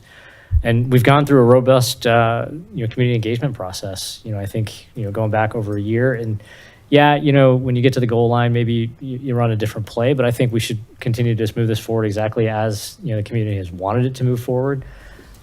Remember downtown, the street has been designed for outdoor space with a zero curb. Alex talks about, or actually Bill Jenks talks about how incredibly expensive the zero curb is, but it was something that Alex helped to push. Because if you noticed yesterday or on Saturday, no one tripped over a curb and gutter, right? Because that's just a fantastic way to design a walkable outdoor space. So I think we want to absolutely utilize it for the way that it was designed. And this is just, another piece of it. And beyond that, the million change we're talking about here, I fundamentally believe that Ranch has to pay that. They say that we've already spent all the 10 million. For the last month, they've been trying to figure out how we spent the 10 million and they can't find the receipts. So, as far as I'm concerned, we haven't spent it. So I think an IOU goes to them for whatever it is the board approves tonight to get this built out, because that was part of the agreement that, we made with them in 2012 to get this done. So, the fact that we have the community center, I think is awesome now. The two totally coexist. Every other community has like 2 or 3, 4 different physical buildings. They all serve a different purpose. And this, I think the two are going to coexist very well. And you'll probably have some shift in terms of what you do at each one. And I think that's going to work really well. The one thing I will point out is, we have lots of small kids areas. We still haven't really created a teen space that teenagers want to hang out in. The spot at the community center has been taken over by preteens. And, in my head, I'm still trying to figure out, how do you get a teen space that's not lame? I don't think you can. I think the cookie shop is they don't want to hang out with us. Yeah, I think you're right. So it is what it is. So I think we have plenty of space for little kids and adults to hang out. So everybody else will just hang out by the creek. So, but anyways, I'm happy to see this thing go forward. I think it's exactly what we're looking for. I'm just really happy to see, I think there are a lot of concerns, like from folks on Park or just in the community about this, but it would be such a duplicate of what we already have. And while there are there are things that are the same, it's so different. And the way the space feels, just being there this weekend, it's such a different vibe. And it's great. So thanks for all your work on it. I do want to open it up for public comment. Anybody here in the boardroom like to give public comment on this? Seeing none. Anybody on Zoom like to give public comment? All right, seeing none. No public comment. Circling back to the board. Final thoughts, questions, comments, concerns? If not, I'll entertain a motion to approve resolution. I make a motion to approve Town of Superior Resolution Number R-52, Series 2024, a resolution of the Board of Trustees of the Town of Superior approving the construction contract with Doan Construction Incorporated for the Superior Civic Space. Second. Please, Jason. All right, we've got a motion from Trustee Hammerly and a second from Trustee Serbu. And let's do a roll call vote on this. Mayor Lasis? Yes. Mayor Pro Tem Shaw? Yes. Trustee Cower? Yes. Trustee Miller? Yes. Trustee McCool? Yes. Trustee Serbu? Yes. And Trustee Hammerly? Yes. All right, passes unanimously. All right, thank you very much, Leslie. And the schedule they should start construction end of October through mid-March. Great. Thank you. Keep us posted. All right, we're on to item number 6, which is our final item for tonight, which is consideration of an ordinance. This is our second reading of the amendment to the town's trash code. And this was originally on consent, but we changed our agenda. Bobby actually asked that this would get pulled. So is there anything you wanted to cover on this? No, I just thought it required additional discussion. And, there's discussion about the electric vehicle fee and whether we apply that, how do we apply it? I just felt like that required some discussion. Not part of this ordinance, though. Oh, that's not part of this? This is just a single hauler ordinance for the town. Yeah, this is the one that says that effective in 2028. July of 2028. Oh, I apologize. Rock then. Creek We can move, HOA we can will- move through this. Never mind. Sorry, my bad. All right. Any other thoughts, questions, comments from the board on the second reading of the ordinance? If anything, I'm more inclined to push things effective to 2027, but, happy to see what people think. Because the fact that Broomfield is going to a single hauler and they've just served notice to all their HOAs, and our HOA's lawyer is on the council in Broomfield, so, they've Not got- anymore. He used to be. Oh, that's true. Yeah, he's not. Yeah, he was. So, yeah, I think what we saw from the trash contracts last week is I could literally save $250 a year if I could get what the rest of the community is going to get versus what the HOA single bid on their contract. So, anyways, I'm happy to support this thing as unamended, but I'm also happy to strike the July 2028, make it July 2027. Okay. Yeah, I'm supportive of passing this. The one caveat I would make is that I do think we need to do some outreach with the Rock Creek HOA, or at least try to get them to sit down and have a conversation with this, about this and what it could mean with them, because it is going to have an impact on them, and we need to listen to them and how it's going to impact them. I RSVP'd to their meeting for Thursday night, I think it is. I'm planning on going. I will again restate my previous invitation for a sit-down meeting with the board to discuss all of our mutual shared interests, Marshall Fire recovery, fence painting, this trash contract, any other issues that are mutual issues between the HOA and the town. So, Yep, I just wanted to make sure we put it in the conversation, that we want to have a conversation with them and talk to them about this decision. Could you take a +1? Because I'd love to go with you. it's Zoom. it's via Zoom. So I would just like to say a recommendation for you, if it's, I don't know if this breaks any rules or not, but I was informed by a resident that because they wanted to know our outreach, what it had been, and they said that the HOA said that you did not say anything on the meeting, and I know that's not true. So maybe you want to, capture that so, in the next meeting for yourself, just because they did. I'll have to figure out how to record it. You can record it on your telephone. Okay. You just RSVP.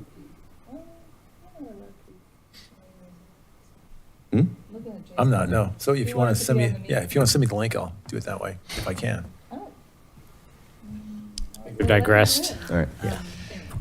Which one? Open it up for public comment. Anybody here in the boardroom like to give public comment on our second reading of the single residential waste service provider area code update? Seeing none. Anybody on Zoom? Brad, come on, Brad.